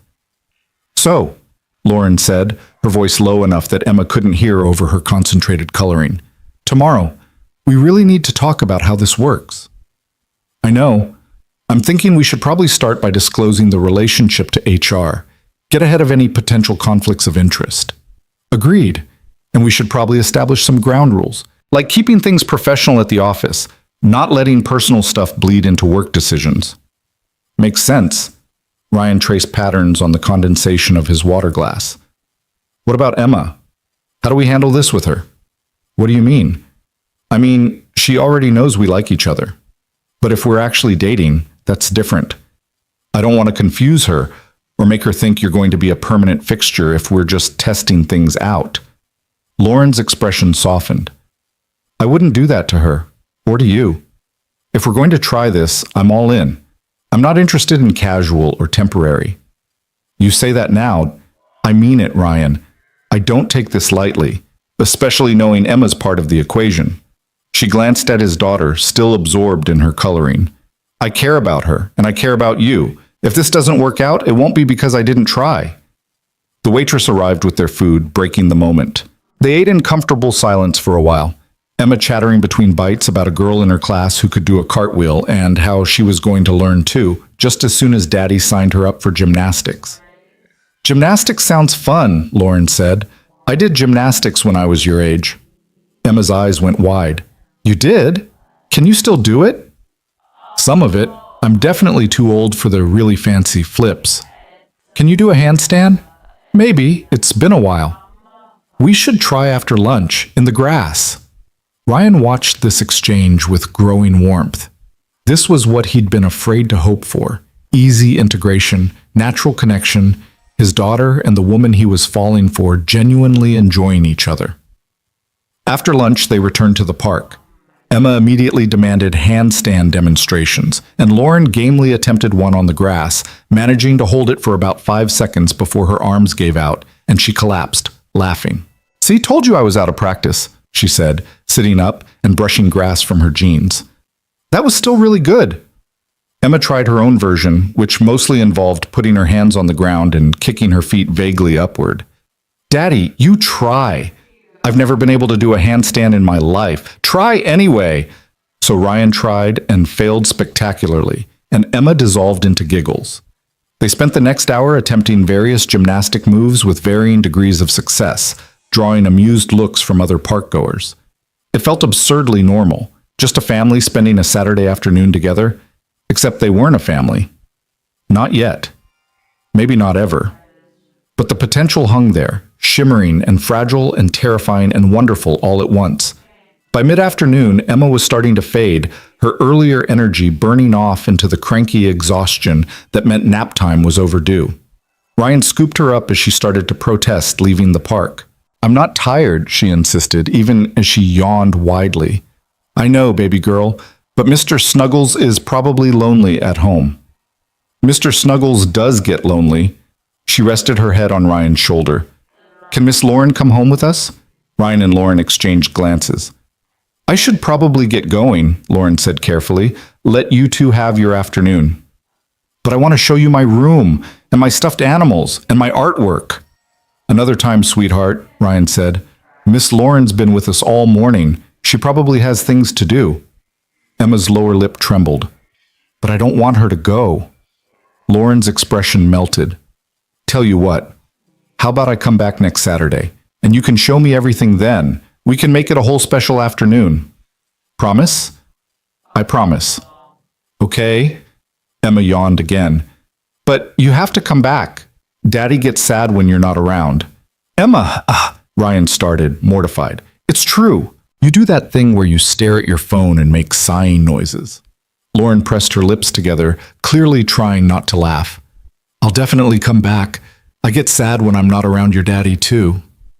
They walked back to Ryan's apartment together, Emma dozing against his shoulder, Lauren carrying the bag with their park supplies. At his building's entrance, they stopped. Thank you for today, Ryan said. For coming, for being so great with Emma, for everything. Thank you for inviting me, for taking this chance. Lauren reached up and tucked a strand of hair behind her ear, suddenly shy. So, tomorrow? We talk to HR. Tomorrow we talk to HR and figure out how to make this work. And if we can't figure it out, then we'll figure out something else. I'm not walking away from this, Lauren. Not unless you want me to. I don't want you to. She glanced at Emma, still sleeping on his shoulder. Can I? She hesitated. Can I kiss you? Or is that moving too fast? Ryan's heart stuttered. You can kiss me. She leaned in slowly, giving him time to change his mind, and pressed her lips to his. It was soft, tentative, over almost before it began, but it sent electricity through every nerve in his body. Wow, he breathed when she pulled back. Yeah. Her cheeks were flushed. Wow. Daddy's kissing Miss Lauren, Emma mumbled sleepily, not even opening her eyes. That's nice. They both laughed, breaking the tension. Lauren stepped back, her smile bright and genuine. I'll text you later, she said, after you get Emma settled. I'll be waiting. He watched her walk away, watched her turn back twice to wave, watched until she rounded the corner and disappeared. Then he carried his daughter upstairs, tucked her into bed for her nap, and sat on his couch staring at nothing, replaying the kiss over and over in his mind. His phone buzzed. Lauren. I'm home. Still smiling. Ryan. Me too. Emma's napping? Out cold. Park days always wipe her out. She's wonderful. You're wonderful. Today was wonderful. Getting a lot of use out of that word. Can't help it. I'm happy. Ryan stared at those 3 words, his chest tight with emotion. When was the last time someone had told him they were happy because of time spent with him? When was the last time he'd felt this kind of bubbling joy? I'm happy too, he typed back. Happier than I've been in a long time. Tomorrow might be complicated. HR meetings, policy discussions, figuring out logistics. I know, but I think it'll be worth it. I know that too. 3 dots appeared and disappeared several times. Then, I should let you rest. You've been running around all morning. But Ryan? Yeah? Thank you for being brave, for taking this leap with me. Thank you for being worth leaping for. He set his phone down and let himself just feel it. The happiness, the hope, the terrifying possibility of everything changing. Tomorrow would bring complications. Tomorrow they'd have to navigate HR policies and professional boundaries and all the logistical nightmares of dating your boss. But tonight, he could just be happy. Could just sit in his quiet apartment with his daughter sleeping peacefully and let himself imagine what it might be like if this actually worked. His phone rang, startling him. Not Lauren this time, but an unknown number. He almost didn't answer, but something made him pick up. Ryan Hale? Speaking. This is Monica Chen from Pierce Tech HR. I'm calling because Lauren Pierce requested an emergency meeting tomorrow morning at 8. She's asked that you be present as well. Will you be available? Ryan's stomach dropped. She already called HR? She did, about an hour ago. Said it was urgent and couldn't wait until Monday. Monica's voice was professionally neutral. Is there something I should be aware of? No, I mean, yes, but can I ask what she told you? Only that there's a potential conflict of interest that needs to be addressed immediately. She was very insistent that we handle it properly. A pause. Mr. Hale, is there something going on that could create liability for the company? No, nothing like that. He scrubbed a hand over his face. It's personal, between Lauren and me, but we want to make sure we handle it the right way. I see. Monica's tone warmed slightly. Well, I appreciate you both being proactive about this. 8 o'clock tomorrow then? Conference room B? I'll be there. After he hung up, Ryan texted Lauren. You called HR? Was I not supposed to? You said we should get ahead of it. I meant tomorrow we'd talk about calling HR. Not that you'd call them tonight. Oh, sorry. I just wanted to make sure we did everything properly. Was that wrong? Ryan sighed. It wasn't wrong exactly. It was very Lauren, decisive, proactive, addressing problems before they became bigger problems. But it also meant that tomorrow morning they'd be sitting in an HR meeting discussing their relationship before they'd even been on an actual date. Not wrong, he texted back. Just fast. I can move fast when I want something, and I want this. Me too. But maybe we should talk before the meeting. Get our story straight? Good idea. Coffee at 7? There's a place near the office. See you then. That night, after Emma woke from her nap and they made dinner together and read stories before bed, Ryan lay awake staring at his ceiling. tomorrow everything would change. Tomorrow they'd make this official, real, documented in company records and HR files. What if Monica said it was impossible? What if company policy forbade relationships between executives and their direct reports? What if they'd gotten themselves excited about a possibility that couldn't actually exist? His phone lit up with a text. Can't sleep? How did you know? Because I can't either. Too nervous about tomorrow.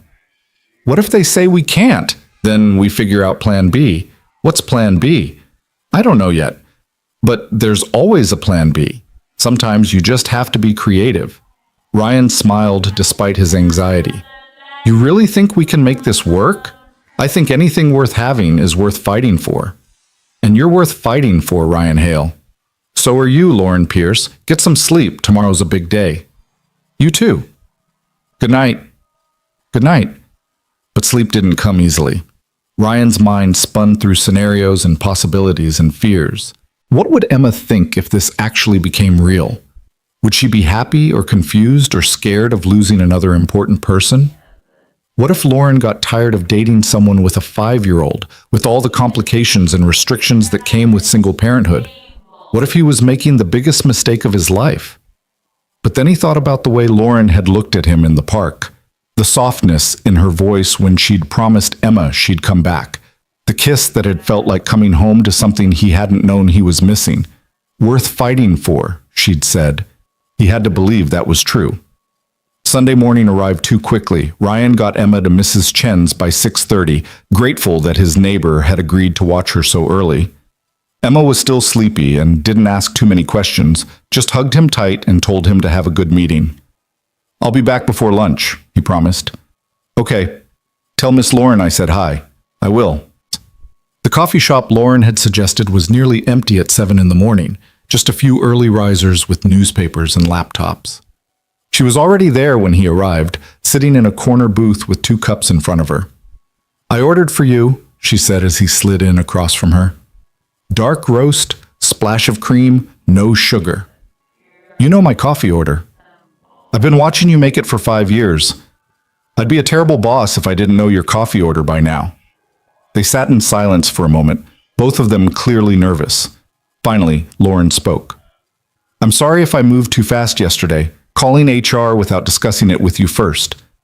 I just wanted to make sure we did everything right. I understand, and it's fine. We're here now. He took a sip of coffee. So what do we say in this meeting? The truth. That we've developed feelings for each other and want to pursue a relationship. That we understand there's a power dynamic issue and we're seeking guidance on how to handle it appropriately. And if they say we can't, then we ask about alternatives, department transfer, reporting structure changes, whatever we need to do. She met his eyes. I meant what I said, Ryan. I'm not walking away from this without a fight. Even if it means restructuring your company? Even then, she reached across the table and took his hand. You're more important than org charts. Your board might disagree. The board doesn't get a vote in my personal life. She squeezed his fingers. Though we should probably discuss that too. If this goes public, there might be questions. People who think I'm showing favoritism or making poor decisions. Are you? Making poor decisions? Falling for you? That's probably the best decision I've made in years. She smiled, but it was tinged with worry. But yes, there will be complications. Optics, politics, all the bullshit that comes with being in the public eye. Maybe this is a bad idea.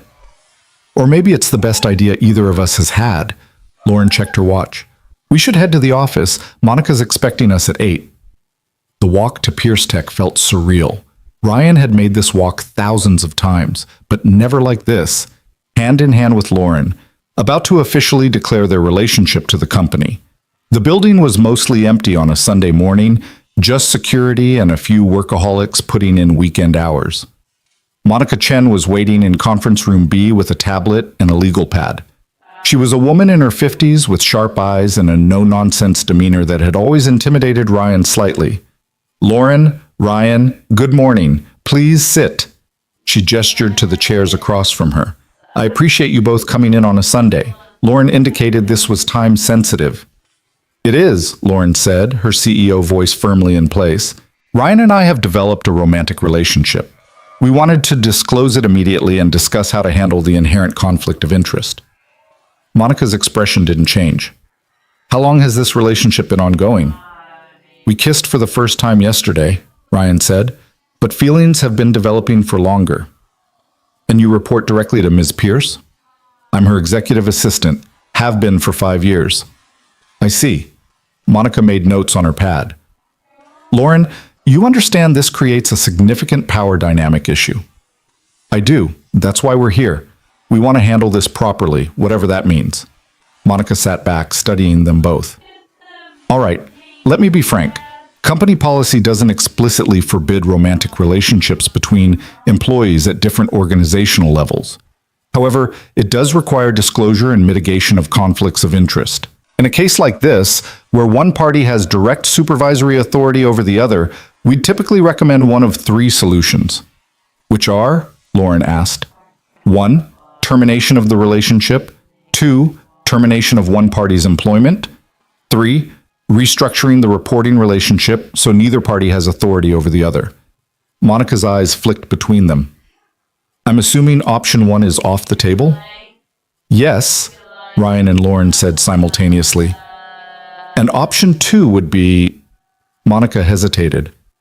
Complicated, given Ryan's tenure and performance record. We'd potentially be opening ourselves to legal issues if we terminated him under these circumstances.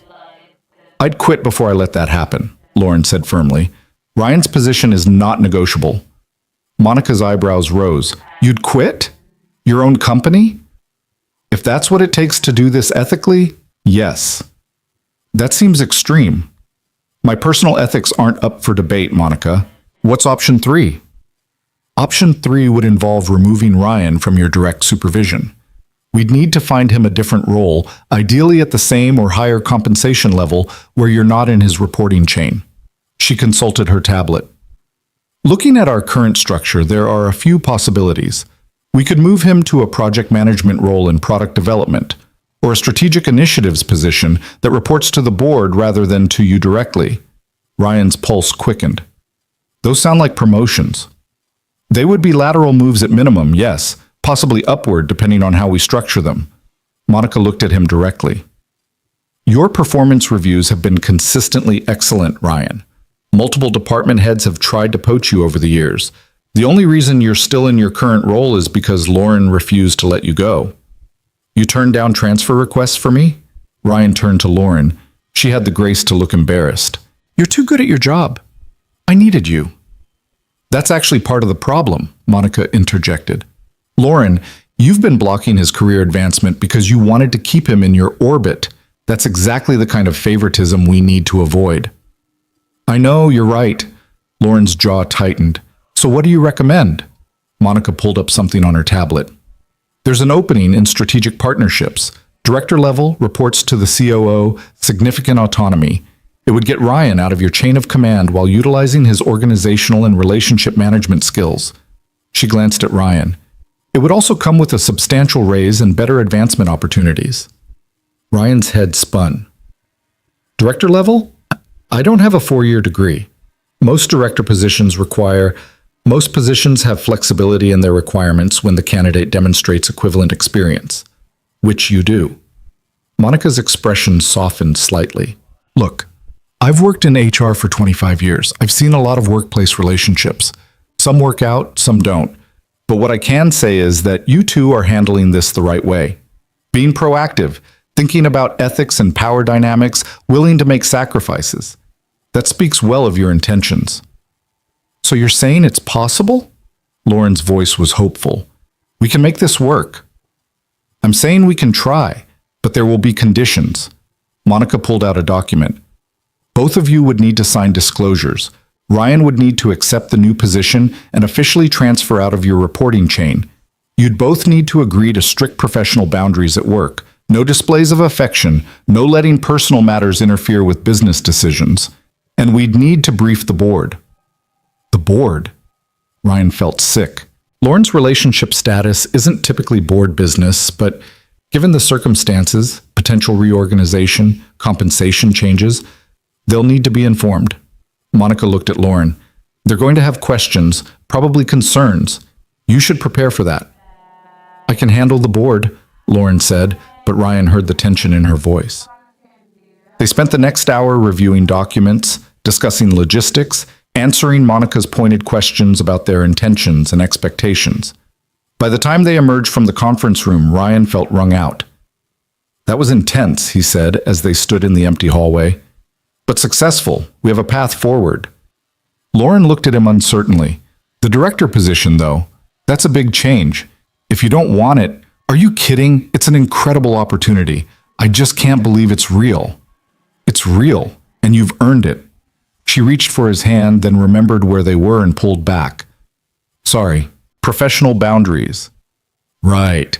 He laughed awkwardly. This is going to take some getting used to. We'll figure it out. She checked her watch.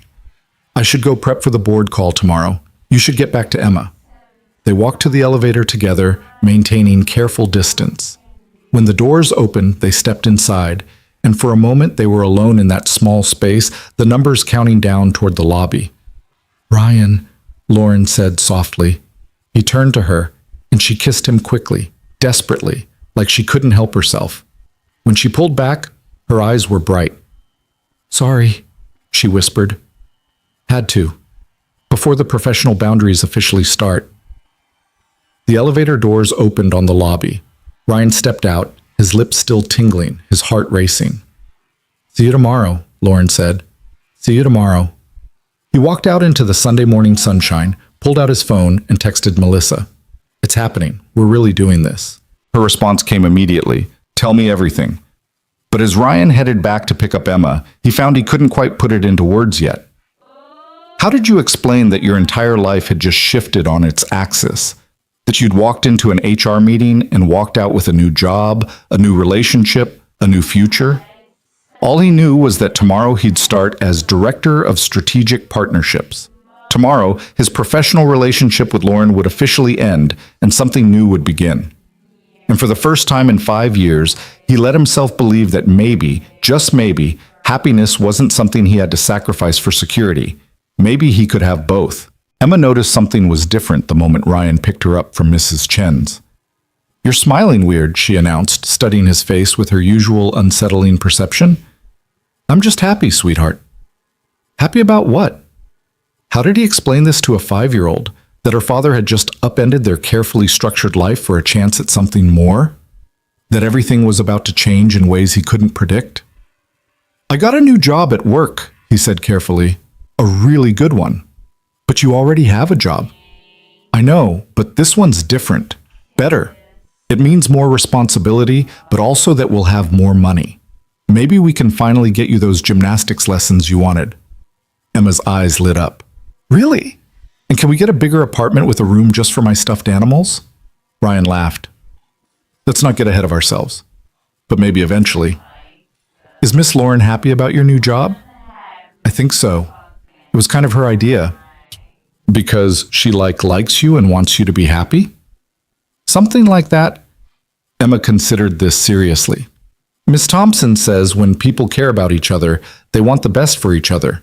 Is Miss Lauren the best for you? Ryan pulled his daughter close, overwhelmed by the weight of the question.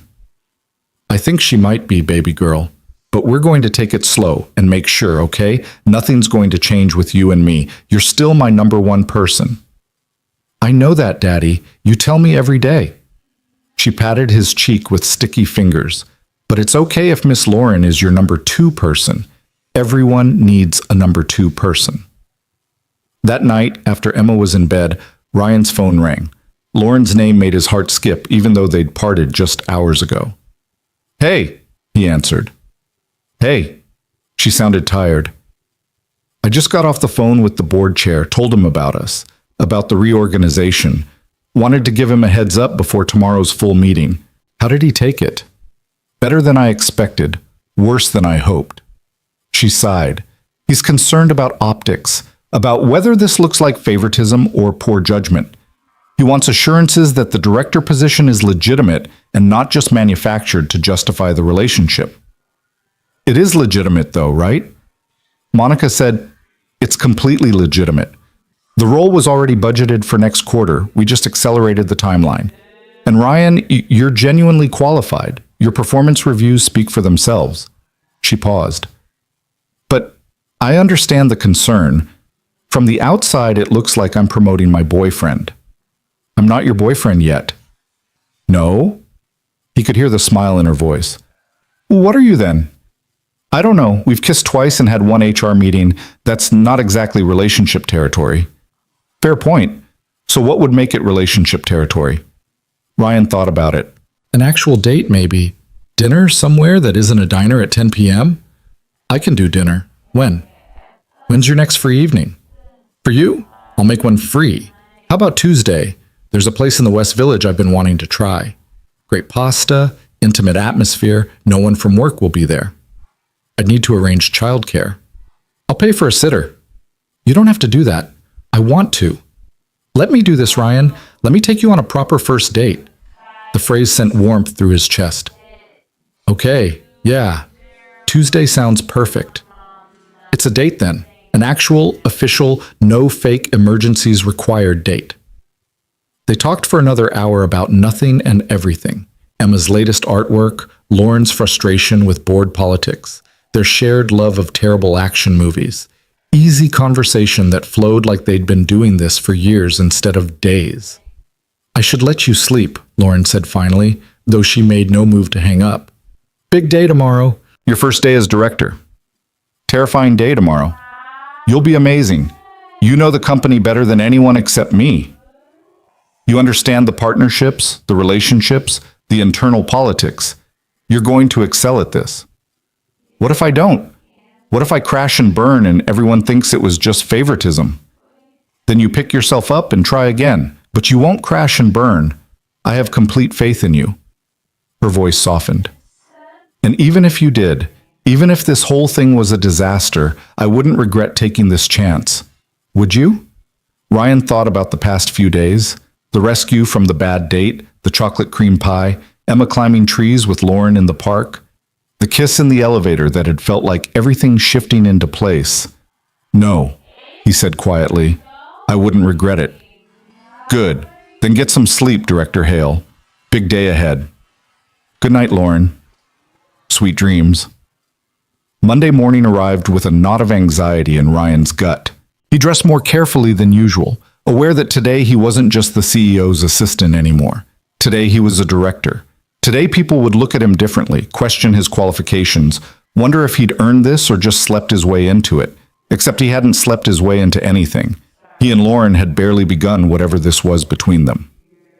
Emma picked out his tie, a navy blue one with subtle silver stripes that she declared made him look very important and handsome, and insisted on straightening his collar before he left. You're going to be great, Daddy, she said with absolute certainty. How do you know? Because you're good at everything, and because Miss Lauren believes in you, and because I believe in you most of all. Ryan hugged his daughter tight, drawing strength from her fierce confidence. If a 5-year-old could believe in him, maybe he could believe in himself. The office felt different walking in as a director instead of an assistant. People Ryan had worked with for years looked at him with new awareness, some with genuine congratulations, others with barely concealed skepticism. He heard the whispers as he passed, speculation about him and Lauren, questions about how this had happened so fast, pointed comments about timing and motivation. His new office was on the 4th floor, 3 doors down from the COO. It was smaller than Lauren's, but still significant. A real desk, a window overlooking the city, space for meetings. Monica had left a welcome packet on his desk with his new responsibilities, org charts, upcoming projects. Settling in? A voice from the doorway made him turn. David Chen, the COO, stood there with an appraising look. They'd worked together for years, but always with the buffer of hierarchy between them. Now they were peers. Trying to, Ryan said. Still feels surreal. I bet. David came in and sat down without invitation. Look, I'm going to be direct because I think you can handle it. People are talking about you and Lauren, about this promotion, about whether it's legitimate. I know they are. So here's what you need to do. You need to be so damn good at this job that no one can question it. You need to work twice as hard, deliver better results, prove that you earned this. David's expression wasn't unkind. I don't doubt that you're qualified, Ryan. I've seen your work for 5 years. But perception matters, especially in leadership. I understand.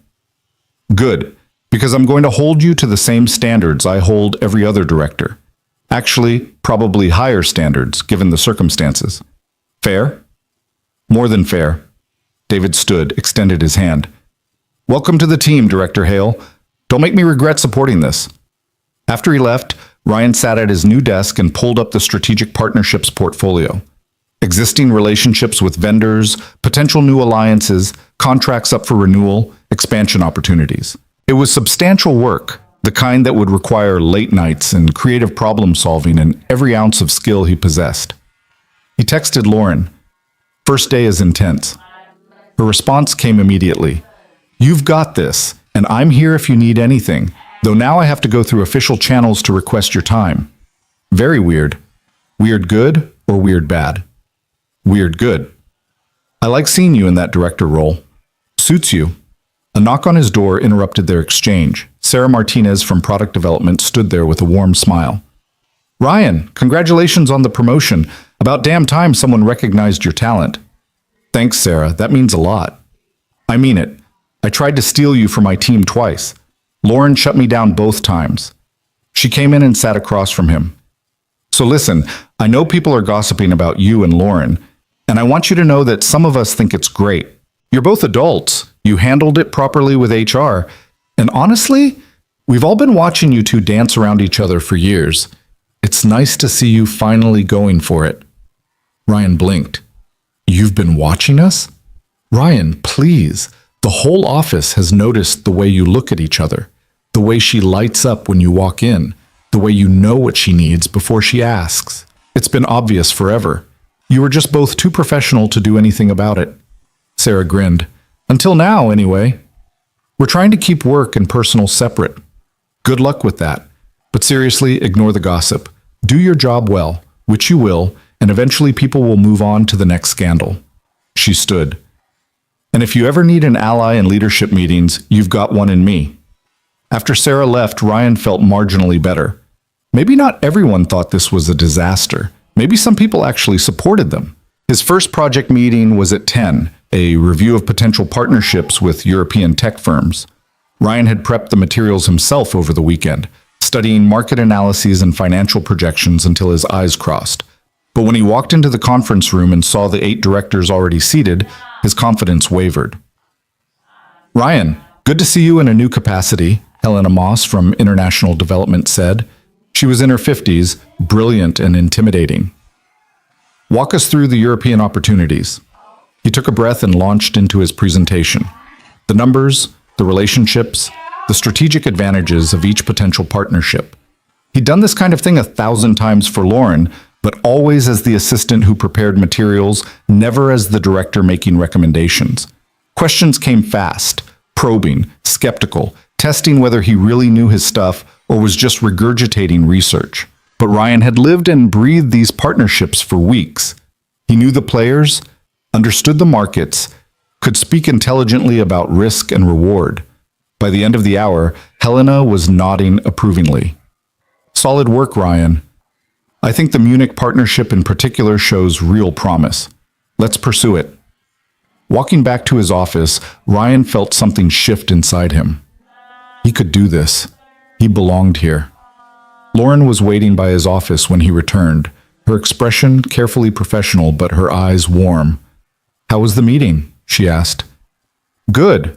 Really good, actually. Helena approved the Munich partnership. That's fantastic. I knew you'd nail it. She glanced around, making sure they were alone in the hallway. Can we grab coffee? There's something I need to discuss with you. They went to the building's cafe, getting drinks and finding a corner table away from other employees. Lauren looked nervous, which was unusual enough to make Ryan's stomach clench. What's wrong? He asked. Nothing's wrong exactly. But the board call this morning was rough. Some members are concerned about the optics of our relationship. There's talk about whether I'm showing poor judgment, whether this reflects badly on the company's values, whether shareholders will care. She wrapped her hands around her cup. And there's one board member in particular, Richard Thornton, who's making noise about calling for a vote of no confidence. A vote of no confidence? In you? In my leadership. He's been looking for an excuse to push me out for months. He wants to take the company in a more aggressive direction, thinks I'm too cautious. This gives him ammunition. She met Ryan's eyes. I'm not telling you this to scare you. The board chair thinks Thornton doesn't have the votes, but I need you to know that our relationship might have consequences beyond just us. Lauren, if this is going to hurt your position, don't even suggest we should end this. I knew there might be fallout, and I chose you anyway. Her jaw set stubbornly. Thornton's been a thorn in my side since he joined the board. This was always coming. You're just the excuse he's using. Still, I don't want to be the reason you lose the company you built. You're not.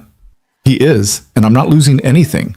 I have the votes, I have the performance metrics, and I have every intention of fighting for what I've built. She reached across the table and squeezed his hand briefly before pulling back. But I wanted you to be prepared. Things might get ugly for a while. Ryan thought about Emma, about the security he'd promised her, about the risk he'd taken on this new relationship. What if we just kept it quiet? Didn't make it public until things settled down? We already disclosed to HR and the board. It's not exactly secret anymore. Lauren's smile was sad. Besides, I don't want to hide you. I spent 5 years pretending I didn't feel what I felt. I'm done hiding. Even if it costs you? Even then. She stood, smoothing her skirt. I should get back. Board meeting in 20 minutes where I get to defend my personal life to a bunch of old men who've all had affairs with their secretaries. Should be fun. Lauren, I'll be fine. I've handled worse than Richard Thornton. She looked at him with such tenderness that his breath caught. And Ryan? No matter what happens, choosing you was the right call. Don't doubt that. She walked away before he could respond, leaving him alone with cold coffee and a growing sense of dread. He'd thought the hard part was over, that once they disclosed to HR and established proper boundaries, everything would be fine. But he hadn't considered the politics, the power plays, the people who might use their relationship as a weapon against Lauren. His phone buzzed. Melissa, how's the first day going? Complicated. Can I call you tonight? Of course. But Ryan, whatever it is, you've got this. You're stronger than you think. He wished he believed that. The rest of the day passed in a blur of meetings and introductions and trying to learn his new role, while half his mind worried about Lauren facing down her board. He checked his phone obsessively, waiting for updates that never came. At 5:30, as he was packing up to pick Emma up from after-school care, his office phone rang with an internal extension he didn't recognize. Ryan Hale, he answered. Mr. Hale, this is Richard Thornton. I don't believe we've met. Ryan's stomach dropped. Mr. Thornton, what can I do for you? I wanted to introduce myself. I'm on the board here at Pierce Tech, and I make it a point to get to know our senior leadership. His voice was smooth, cultured, completely at odds with the threat Lauren had described. Congratulations on your recent promotion. Quite a meteoric rise. Thank you. 5 years as an assistant, then suddenly director of strategic partnerships. That's unusual, don't you think? Ryan kept his voice even. I was ready for more responsibility. The opportunity came up and I took it. Ah, yes, the opportunity. How fortunate that it coincided so perfectly with your relationship with Ms. Pierce becoming public. A pause. Tell me, Mr. Hale, do you think you would have gotten this position if you weren't sleeping with the CEO?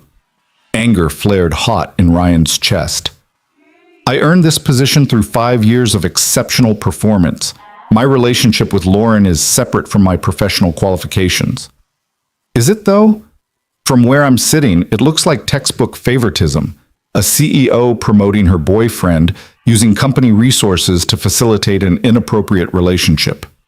Thornton's voice hardened. I'm going to be frank with you. I think your promotion was a mistake. I think Ms. Pierce has allowed her personal feelings to compromise her judgment, and I intend to make sure the board and our shareholders understand exactly what's happening here. You're entitled to your opinion. This isn't about opinion. It's about protecting this company from leadership that prioritizes romance over responsibility. He paused. You seem like a decent enough person, Mr. Hale, so let me offer you some advice. End this relationship with Ms. Pierce before it destroys both your careers. Take the promotion, do the job, but stop this inappropriate affair before it causes real damage. My relationship with Lauren is none of your business. When it affects my investment and this company's reputation, it absolutely is my business. Thornton's voice turned cold. Think about what you stand to lose, your job, your income, your ability to provide for your daughter. Is this relationship really worth all that? The mention of Emma made Ryan's blood run cold. Did you just threaten my child? I didn't threaten anyone. I'm simply pointing out reality. You're a single father with limited resources. You can't afford to be unemployed. And if this situation continues to escalate, if Ms. Pierce's judgment continues to be questioned, there will be consequences for both of you. This conversation is over. Think about what I said, Mr. Hale. You have more to lose than she does. The line went dead. Ryan sat frozen, his hands shaking with rage and fear. Thornton had just threatened him, threatened Emma, all while maintaining plausible deniability. And the worst part was that he wasn't wrong. Ryan did have more to lose. Lauren had wealth, connections, options. If Pierce Tech fell apart, she'd be fine. But Ryan? Ryan had Emma and a small savings account and a brand new job that was already under scrutiny.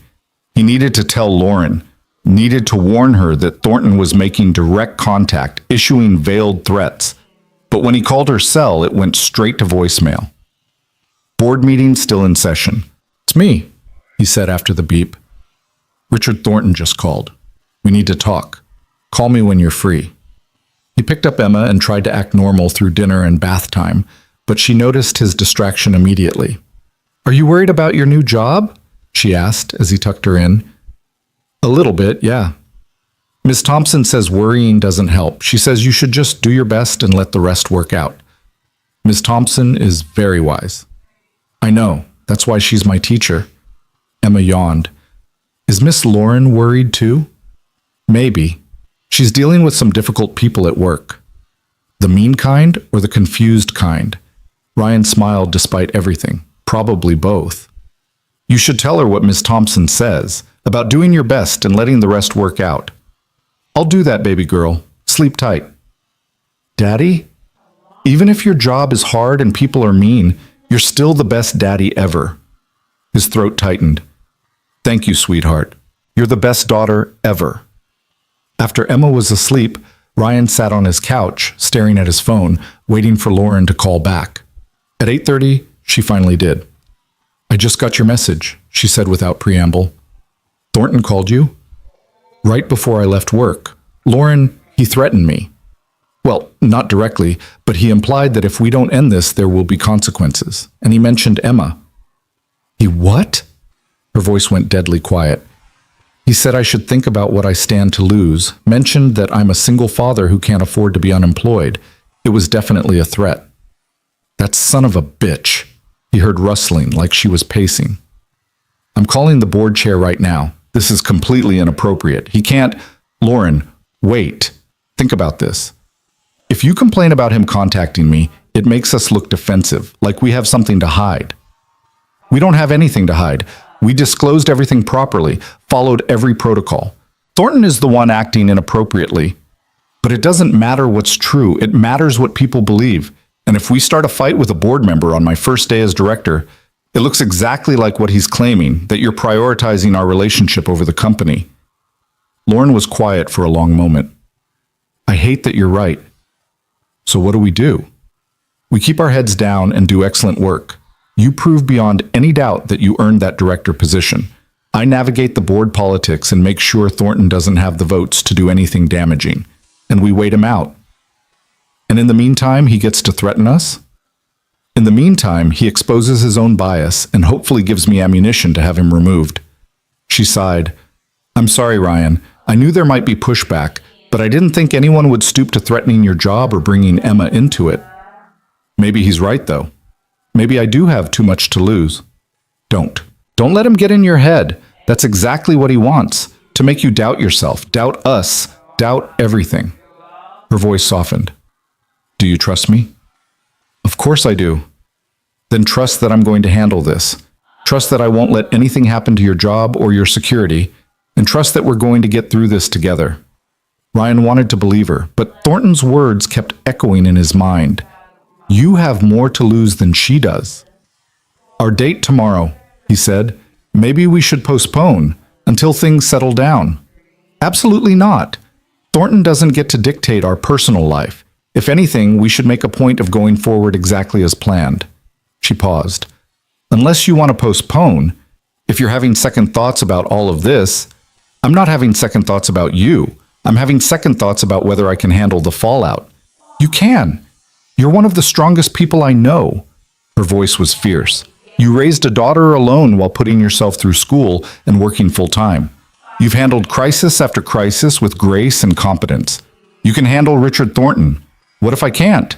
Then I'll handle him for you. But Ryan, you're not alone in this anymore. You don't have to carry everything by yourself. That's what partnerships are for. The word partnership settled something in his chest. Not just a relationship, not just dating, but actual partnership.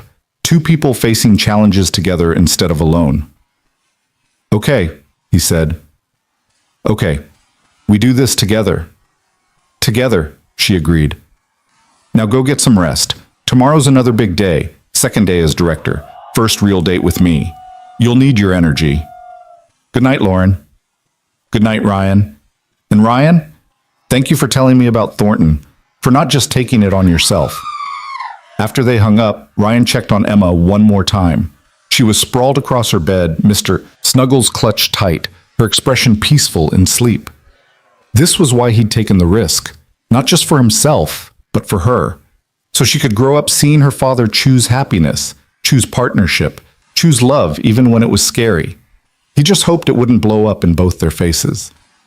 Tuesday evening, Ryan stood in front of his closet trying to figure out what one wore on a first date with their former boss, current colleague, and potential future partner.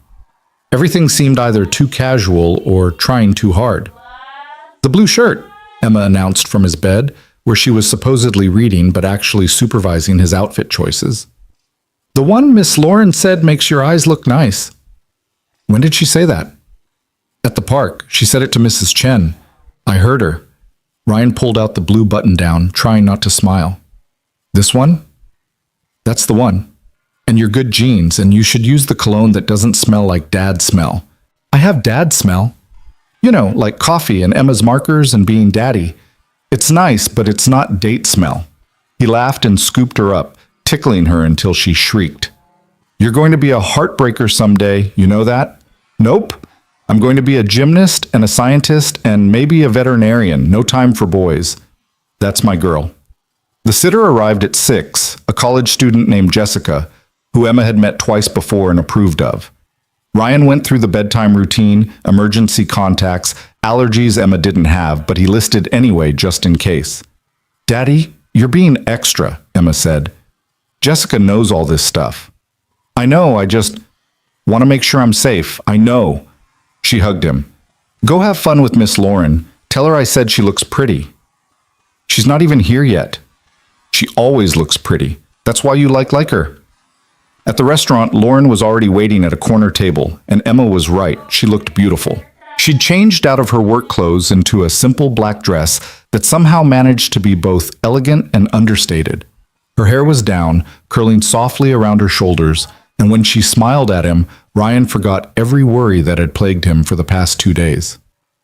Hi, he said, sliding into the seat across from her. Hi yourself. You look nice.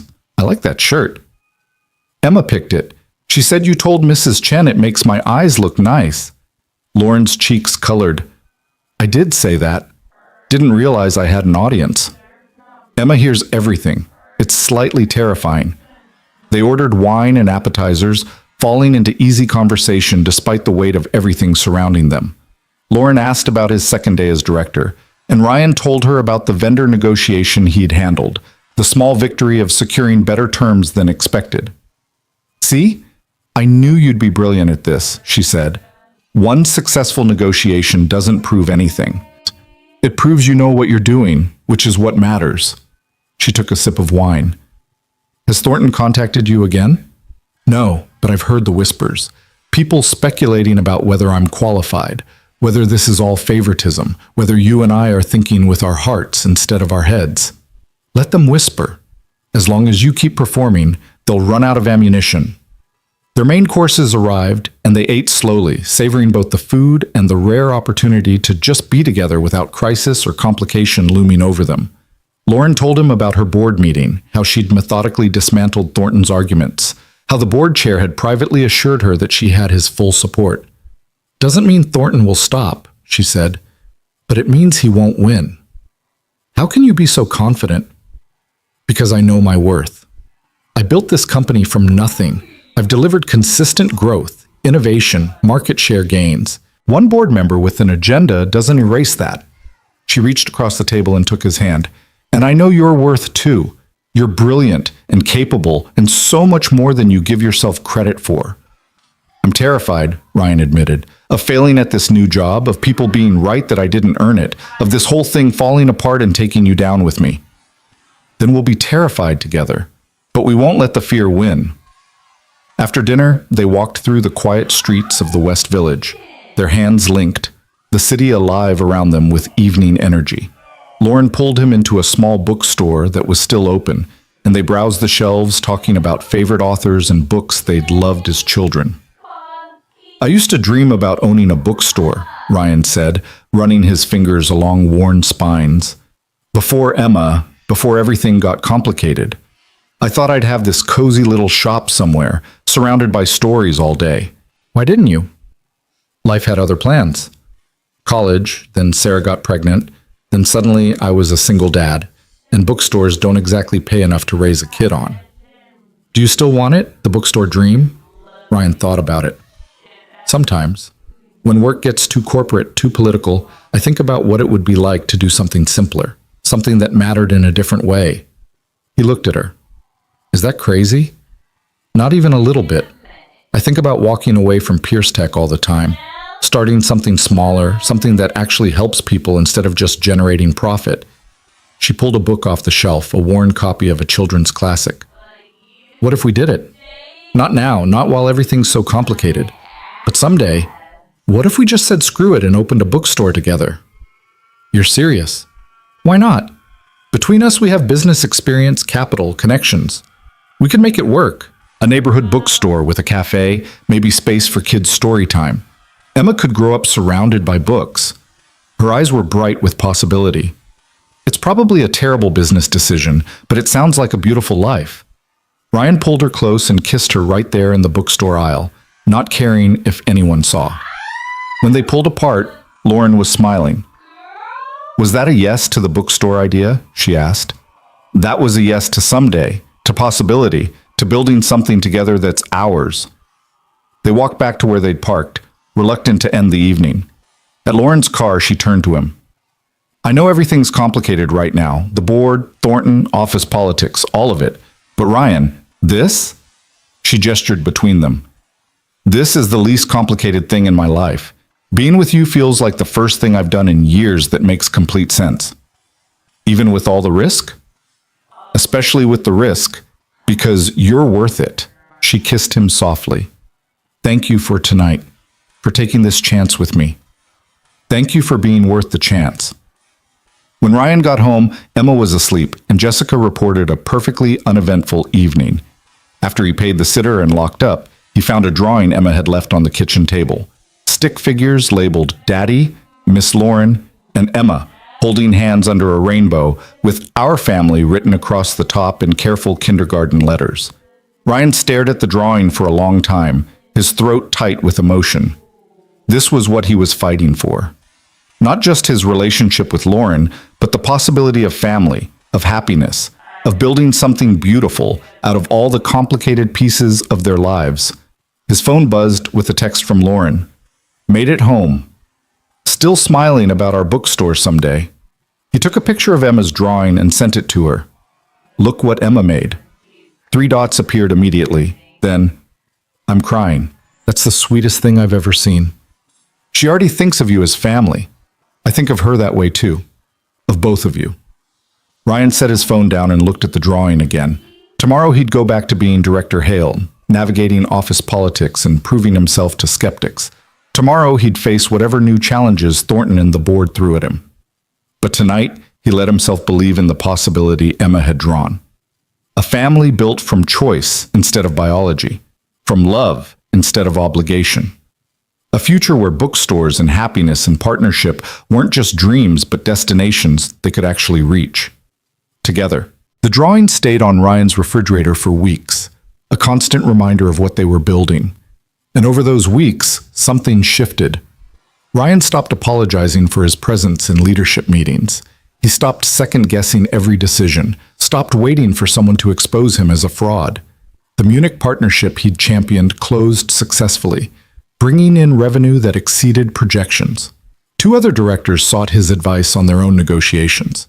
David Chen publicly praised his strategic thinking in a company-wide email. Slowly, grudgingly, people stopped questioning whether he belonged. But Richard Thornton didn't give up. He just got more creative. It was late October when the anonymous email started circulating.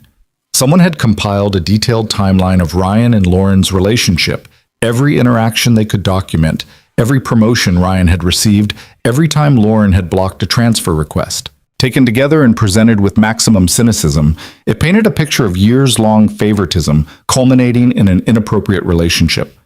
The email didn't name its author, but Ryan knew. Everyone knew. "It's slander," Helena Moss said, cornering Ryan after a particularly tense leadership meeting. "Half these facts are deliberately misleading. Yes, Lauren fought to keep you as her assistant, but that's because you were exceptional at the job.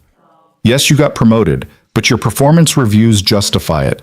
Anyone with sense can see this is a hit piece." "But not everyone has sense," Ryan said tiredly. "And even if they do, mud sticks. People are going to wonder. Let them wonder.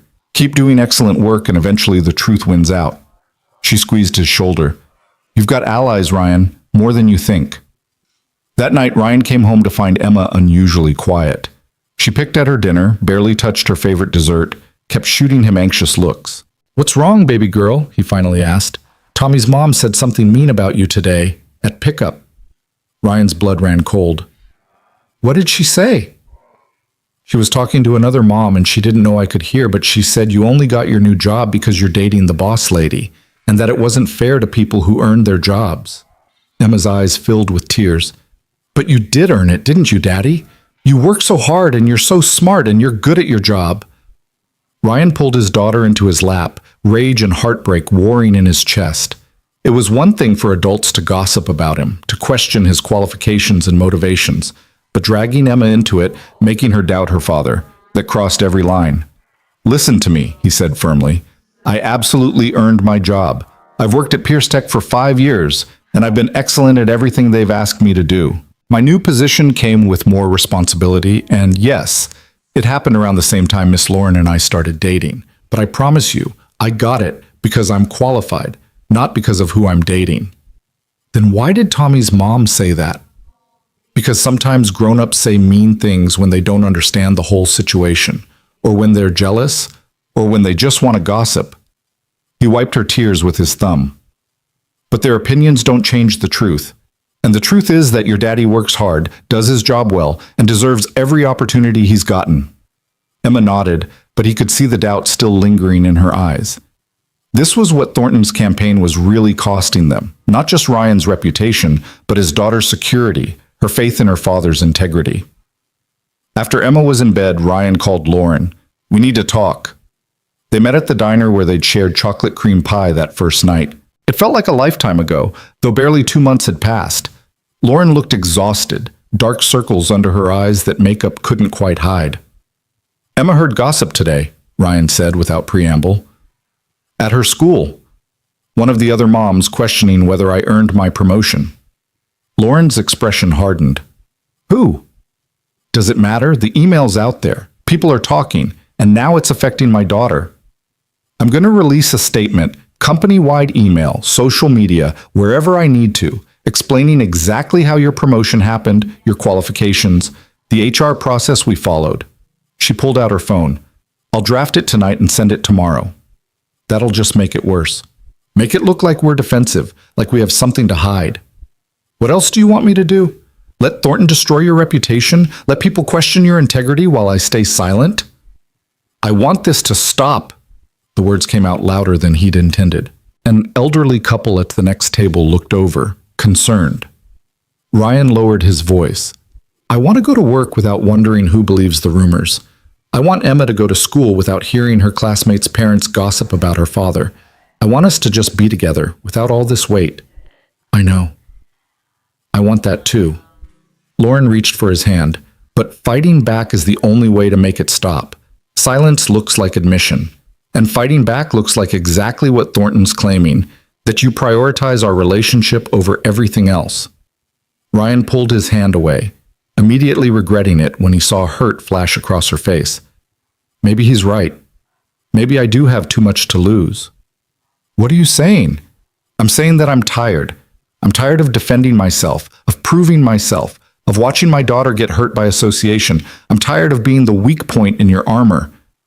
You're not a weak point, I'm a liability. An executive dating her former assistant, promoted under questionable circumstances, providing ammunition to a board member who wants you gone.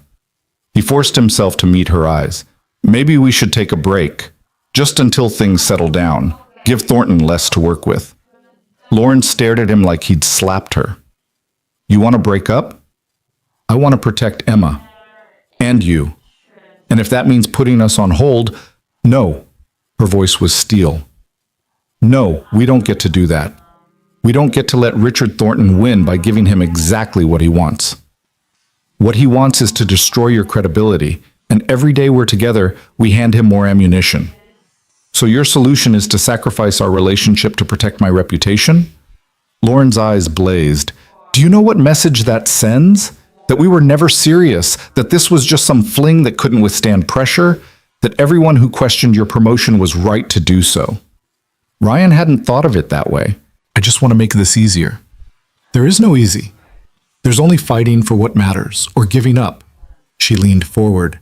And you matter, Ryan. We matter. I'm not giving up on us because some board member with an agenda decided to make our lives difficult. Even if it costs you the company, even then. Because you know what I realized? I built Pierce Tech to prove I could, to show everyone who doubted me that I was capable of creating something significant. And I did. I proved it. Her voice softened. But I don't need to keep proving it. I don't need to sacrifice my happiness on the altar of corporate success. Not anymore. Lauren, I'm serious. If the board wants to push me out over this, let them try. I'll fight, because I don't abandon what I've built. But if they succeed, I'll survive. I'll start something new, something better, something that doesn't require me to choose between my work and my life. She took his hand again, holding tight when he tried to pull away. But I'm not choosing a company over you, not ever. Ryan felt something crack open in his chest. All his life he'd been the one making sacrifices. His education for Emma's needs, his dreams for financial stability, his happiness for security. And here was Lauren, offering to sacrifice everything she'd built for him. You can't mean that, he said. I absolutely mean it. You and Emma are more real to me than any board meeting or quarterly report. You're what actually matters. She squeezed his fingers. So no, we're not taking a break. We're not giving Thornton the satisfaction. We're going to keep fighting, together, until he runs out of ammunition or I make sure he's removed from the board. Whichever comes first. What if you can't remove him? What if this never ends? Then we deal with it. But we deal with it together.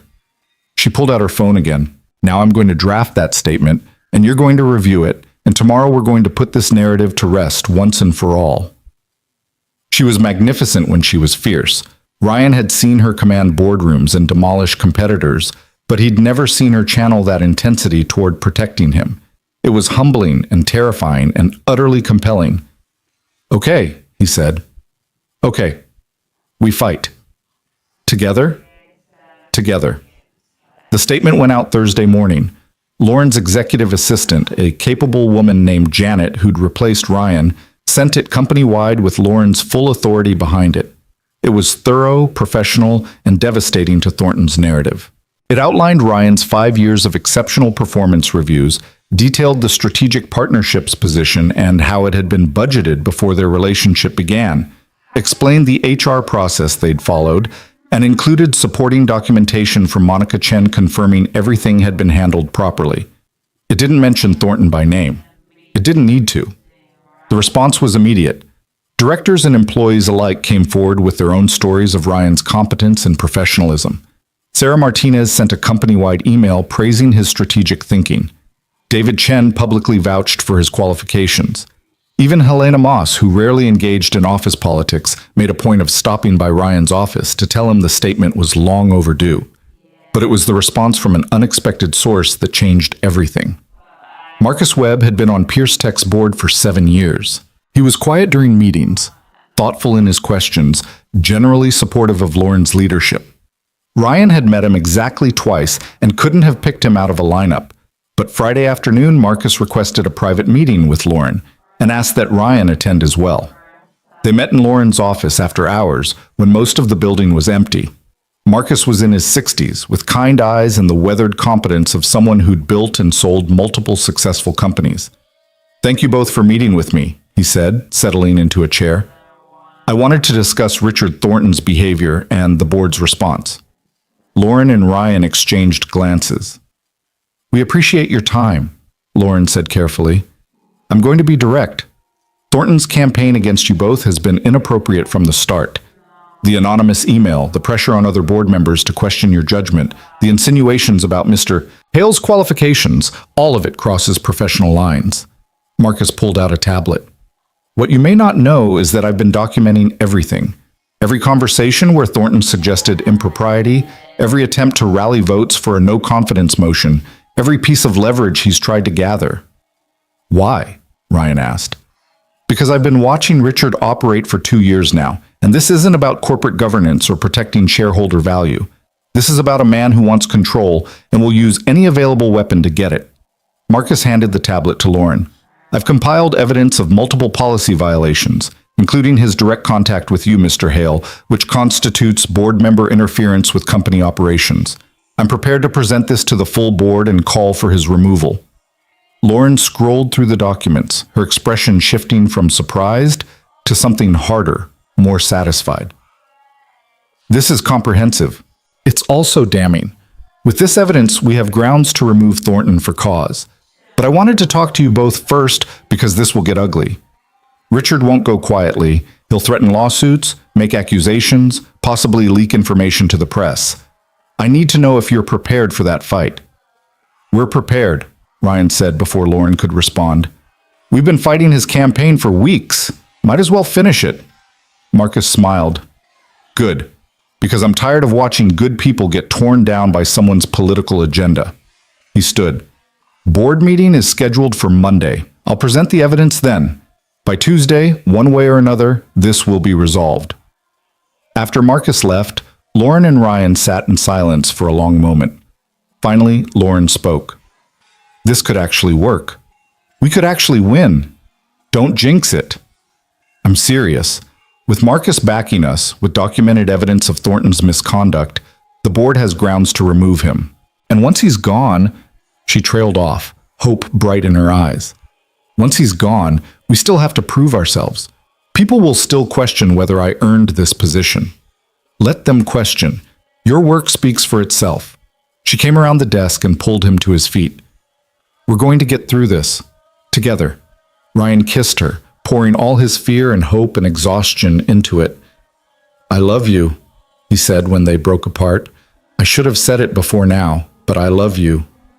Lauren's eyes went bright with tears. "I love you too, so much it terrifies me." "Good. We'll be terrified together." That weekend, Ryan took Emma to the park, the same park where they'd spent that first perfect Saturday with Lauren. Emma ran ahead to the climbing tree, and Ryan followed more slowly, his phone buzzing with updates from Lauren about Monday's board meeting preparation. "Daddy, push me on the swings," Emma called. He pushed her, watching her arc higher and higher into the autumn sky, her laughter bright and pure. This was what mattered, not board meetings or office politics or Richard Thornton's campaign. This moment, this daughter, this life they were building. His phone rang. Lauren's name. "Hey, can I call you back?" "I'm at the park with Emma." "It's important. Marcus just called. Thornton found out about Monday's board meeting. He's threatening to go to the press with allegations that I'm abusing my position to protect an inappropriate relationship." Ryan's stomach dropped. "Can he do that?" He can try. But Marcus says it actually helps our case, proves Thornton's motivations are personal rather than professional. She paused. But Ryan, if he goes to the press, this becomes public. Your name, your relationship with me, speculation about Emma, it could get invasive. Emma called for him to push her higher. Ryan watched his daughter, so happy and oblivious to the storm gathering around them. Let him go to the press, Ryan said. We've done nothing wrong. We followed every rule, disclosed everything properly, handled this with integrity. If Thornton wants to expose that to public scrutiny, let him. The truth will hold up. You're sure? Because once it's public, we can't take it back. I'm sure. I'm tired of hiding, tired of letting him dictate our choices. We go forward with Monday's board meeting, and whatever happens after that, we face together. Together, Lauren echoed. God, I love you. I love you too. Now let me finish pushing my daughter on the swings, and then maybe we can all get dinner, the three of us. I'd really like that. Monday morning arrived with the weight of inevitability. Ryan dressed carefully, aware that today would determine everything. Emma seemed to sense the importance of the day, giving him extra tight hugs and making him promise to text her during lunch. You're going to do great, she said with absolute certainty, because you're brave and smart and Miss Lauren loves you. How did you get so wise? I pay attention. She kissed his cheek. Now go win. The board meeting was scheduled for 10. Ryan wasn't invited to attend, but Lauren had arranged for him to wait in her office during the proceedings. She tried to convince him to just go to work, to focus on his own responsibilities, but he needed to be here, needed to know the moment it was over, one way or another. At 9:30, Marcus Webb stopped by to see him. Nervous? The older man asked. Terrified. Good. Means you understand what's at stake. Marcus sat down across from him. I wanted to tell you something before we go in there. I've been in business for 40 years, served on dozens of boards, seen every kind of corporate drama imaginable. And I can say with complete honesty that I've never seen two people handle a difficult situation with more grace and integrity than you and Lauren have shown. We've just been trying to do the right thing. That's exactly my point. You could have hidden the relationship, could have bent the rules, could have let power dynamics and convenience override ethics. Instead, you disclosed immediately, established proper boundaries, followed every protocol. That's character. That's the kind of leadership we need more of. Ryan felt his throat tighten. Thank you. That means more than you know. Lauren's lucky to have you, and you're both lucky to have found each other. Marcus stood. Now I'm going to go remove the obstacle standing between you and your future. Wish me luck. Good luck. The waiting was agony. Ryan tried to work, tried to focus on the partnership proposal he was supposed to be reviewing, but his mind kept drifting to the conference room 3 floors down where his future was being decided. He checked his phone obsessively, waiting for updates that didn't come. At 11:30, his office phone rang. Lauren's extension. It's over, she said, her voice shaking. Thornton's been removed from the board, effective immediately. Ryan sagged against his desk. It worked? It worked. Marcus presented the evidence, 3 other board members corroborated various pieces of misconduct, and the vote was unanimous. Richard Thornton is no longer part of Pierce Tech's leadership. She laughed, the sound bright with relief. It's over, Ryan. It's actually over. What about the press? His threats? Empty. Turns out making accusations to the media about a company whose board just removed you for misconduct isn't a great look. His lawyers already advised him to sign an NDA and walk away quietly. She paused. We won. Against all odds, we actually won. Ryan closed his eyes, letting the relief wash over him. What happens now? Now we get back to work. You keep being an excellent director, I keep running this company, and we figure out how to actually be together without all this drama hanging over us. Her voice softened. And tonight, we celebrate. The 3 of us. You, me, and Emma. Proper family dinner. Family, Ryan repeated, the word settling warm in his chest. I like the sound of that. The celebration dinner was at a small Italian restaurant Emma had been begging to try. The kind of place with checkered tablecloths and breadsticks and a children's menu featuring every pasta shape imaginable. Emma ordered spaghetti with meatballs bigger than her fist and proceeded to tell Lauren in great detail about every single thing that had happened at school that day. Ryan watched them together, Emma gesturing wildly with her fork, Lauren listening with genuine interest, both of them laughing at some joke he'd missed, and felt something settle into place. This was his family. Not traditional, not what he'd imagined years ago when he'd first become a father, but real and chosen and absolutely right. "Daddy, you're staring again," Emma said around a mouthful of spaghetti. "Sorry, just happy." "We're all happy." Emma turned to Lauren. "Are you happy, Miss Lauren?" "Very happy, the happiest I've been in a long time." "Because you and Daddy are together now, and Mr. Thornton is gone and everything's good?" Lauren and Ryan exchanged amused glances. "How do you know about Mr. Thornton?" Ryan asked. "I hear things. You talk on the phone at night and I'm supposed to be sleeping, but sometimes I listen." She shrugged, unrepentant. "But he was mean to you and Miss Lauren, so I'm glad he's gone. Now you can just be happy without mean people making problems." "You're absolutely right," Lauren said. No more mean people making problems. From now on, it's just us being happy." "Good. Because you're my family now, and families should be happy." Emma said it simply, like it was the most obvious thing in the world, like there was no question that Lauren belonged with them, that they belonged together, that this makeshift family they'd created was permanent. Ryan's eyes met Lauren's across the table, and he saw his own emotion reflected there. Wonder and gratitude and love so overwhelming it was almost painful. After dinner, they walked Emma to the small park near the restaurant. She ran ahead to the swings, giving Ryan and Lauren a moment alone.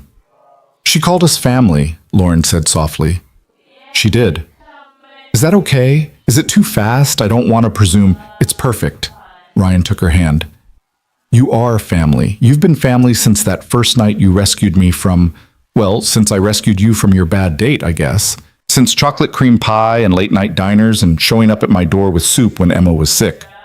"I love her," Lauren said. "I love both of you. And I want this. All of it. The messy school pickups and the bedtime stories and the grocery shopping and all the ordinary beautiful things that make up a life. Even knowing it means less time for work, less focus on the company, especially knowing that. Because you were right that night at the diner. I built Pierce Tech to prove something, and I proved it. But I don't need to keep proving it at the expense of actually living." She turned to face him fully. "I've been thinking about what we talked about. The bookstore. Lauren, that was just a dream. What if it wasn't? What if we actually did it?" Her eyes were bright with possibility. "Not tomorrow, not while you're still settling into the director role. But in a year or two, what if we started planning, found the perfect location, built something that's ours?" "You'd really walk away from Pierce Tech?"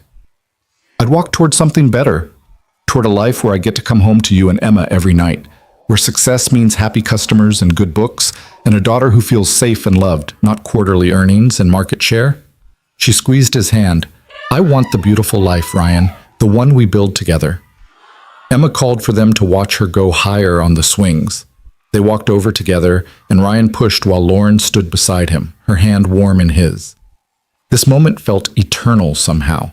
The autumn evening, the sound of his daughter's laughter, the woman he loved at his side. "I have a crazy idea," Lauren said suddenly. "Another one? What if we looked at bookstore locations this weekend? Just window shopping, nothing serious, but maybe start dreaming about what it could look like." Ryan stopped pushing Emma's swing. "You're serious about this?" "I'm serious about building a future with you, and if that future includes a bookstore and family dinners and bedtime stories, then yes, I'm absolutely serious." "Miss Lauren wants to open a bookstore?" Emma twisted around on the swing. "Can I help pick the books?" "You can absolutely help pick the books," Lauren said. "In fact, you can be our children's literature consultant." "What's a consultant?" "Someone whose opinion is very important and who gets to help make decisions." Emma's eyes went wide. "I want to be a consultant."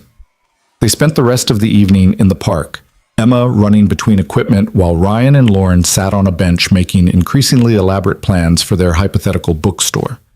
What sections they'd have, what events they'd host, what the reading nook should look like. It was pure fantasy, but it felt more real than anything Ryan had imagined in years. When they finally headed home, Emma fell asleep in Ryan's car seat, exhausted from playing. Lauren followed them back to the apartment to help carry Emma upstairs. "I should go," Lauren whispered after Ryan tucked his daughter into bed. "Let you both get some rest." "Or you could stay," Ryan said. "Not like that, just stay. We could watch a movie, drink wine, fall asleep on the couch like normal people." "Normal people," Lauren repeated, smiling. "I'd like to be normal people with you." They curled up on Ryan's worn couch with a bottle of wine and a movie neither of them paid attention to. Halfway through, Lauren fell asleep against his shoulder, and Ryan carefully shifted to make her more comfortable.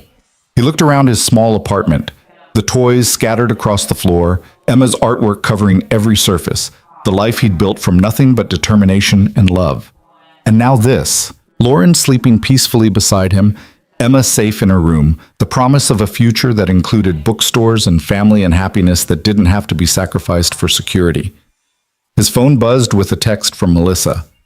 "How did it go? Thornton's gone. It's over. We won." "I knew it. I'm so proud of you, both of you. Thanks for believing in us, for telling me to take the chance. That's what sisters are for. Now go celebrate with your family." Ryan looked at Lauren sleeping, at Emma's door slightly ajar so he could hear if she needed him, at the drawing still on his refrigerator showing their chosen family. "Already am," he texted back.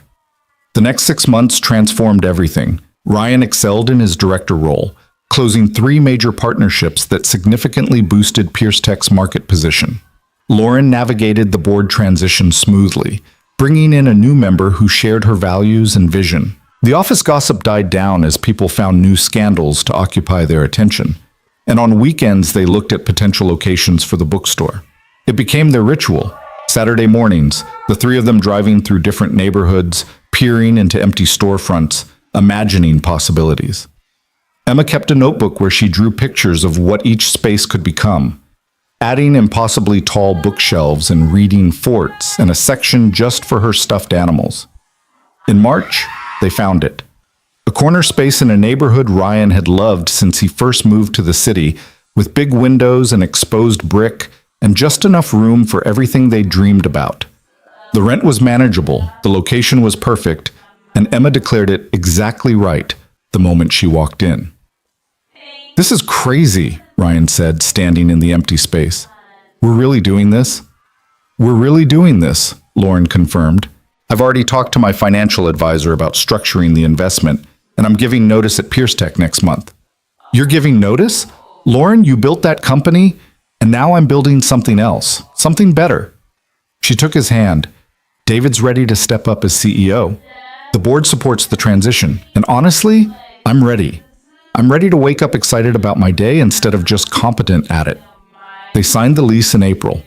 Ryan gave his notice at Pierce Tech too, working with David to transition his partnership's portfolio to a new director. It was terrifying and exhilarating and absolutely right.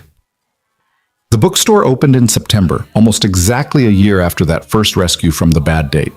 They called it Chapter and Verse, and Emma helped design the logo, a book with pages turning into birds taking flight. The children's section had a reading fort exactly like Emma had drawn, complete with fairy lights and cushions and a sign that read, "Emma's Favorite Corner." Opening day was chaos. Friends and former colleagues showed up to support them, including David, Helena, Sarah, and even Monica from HR. Mrs. Chen brought her whole extended family. Emma wore her fanciest dress and appointed herself official greeter, telling everyone who entered about her consultant role in choosing the children's books. Ryan stood behind the register, looking around at the space they'd created, shelves filled with carefully curated books, a cafe area where people were already gathering, the reading nook where a mother was reading to her young son, Lauren laughing with customers by the new releases table. This was success, not quarterly earnings or market share or board approvals. This was building something meaningful with people you loved, creating space for community and stories and connection. "Daddy, someone wants to buy a book." Emma appeared at his elbow, tugging a customer toward the register. "I helped her find it. I'm very good at recommendations." "You absolutely are," Ryan said, ringing up the sale. Later that evening, after the last customers had left and Emma was helping Lauren straighten shelves, Melissa appeared with champagne and takeout. "I can't believe you actually did it," she said, looking around. "You crazy beautiful fools actually opened a bookstore." "We did," Ryan agreed, "and it's probably going to fail spectacularly, and we'll lose everything and have to start over. Or it'll succeed and you'll build something wonderful and prove that taking chances can actually work out." That too. Lauren joined them, Emma on her hip despite being almost too big to carry. First day sales exceeded projections. Not by much, but we're officially in business. To chapter and verse, Melissa raised her champagne, and to the family that built it. To family, Ryan echoed, pulling Lauren and Emma close. They closed up the shop together, Emma chattering about all the people she'd met and books she'd recommended, and how tomorrow they should definitely add more cushions to the reading fort. Walking home through the quiet streets, Emma between them holding both their hands, Ryan felt the weight of the past year settle into something like peace. "Happy?" Lauren asked.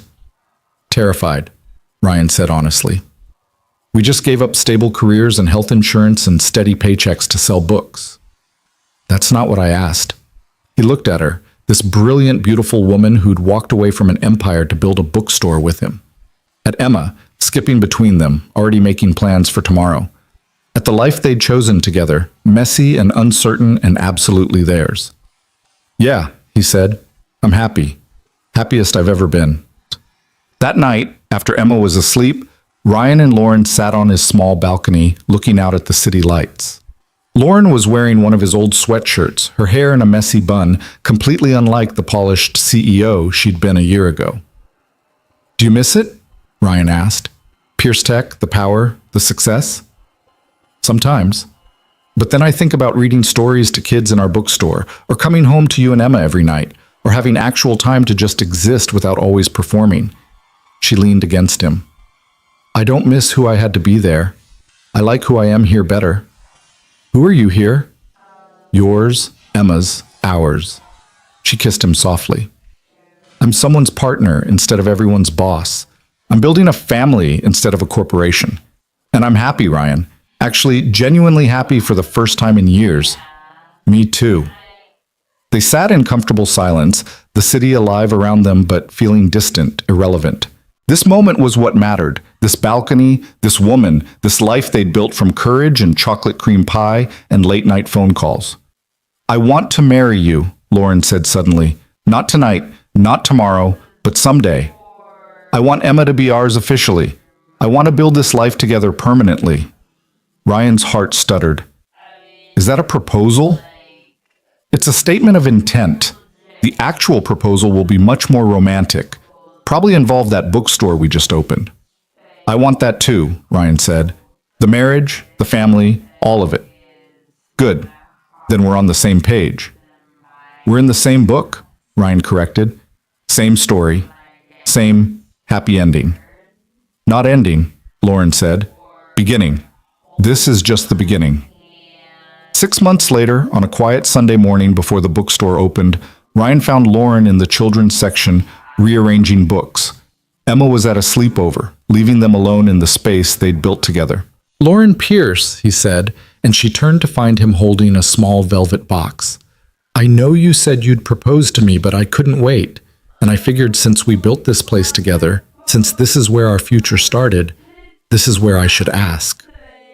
Lauren's hand flew to her mouth, her eyes already bright with tears. "You rescued me from a life of quiet resignation. You saw more in me than I saw in myself. You loved Emma before you loved me, which made me love you even more. You gave up everything you'd built to build something better with us." He opened the box, revealing a simple ring. "Will you marry me? Will you officially be Emma's second parent and my partner and part of this messy, beautiful life we're creating?" "Yes," Lauren said through tears. "Yes, absolutely yes."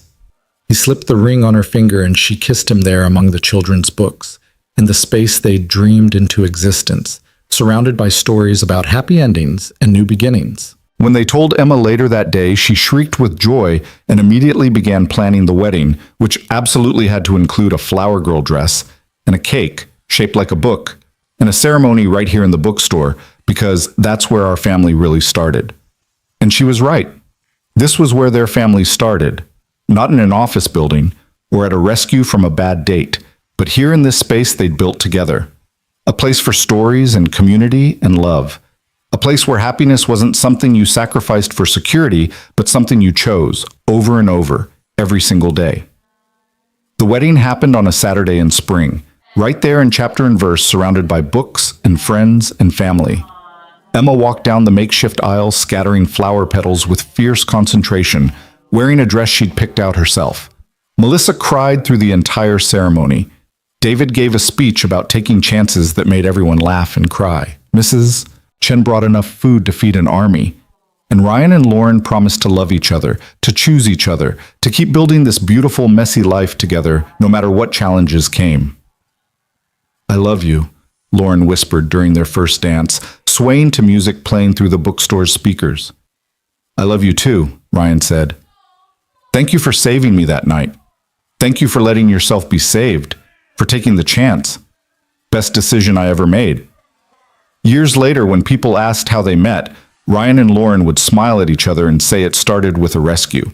But the truth was more complicated and more beautiful than that.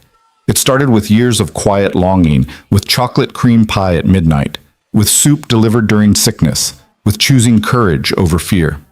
It started with two people who'd spent so long being what everyone needed them to be that they'd forgotten how to want things for themselves. And it ended, or rather, began, with a bookstore full of stories, a daughter who believed in happy endings, and the understanding that sometimes the best things in life require us to risk everything we've built for everything we could become. Together.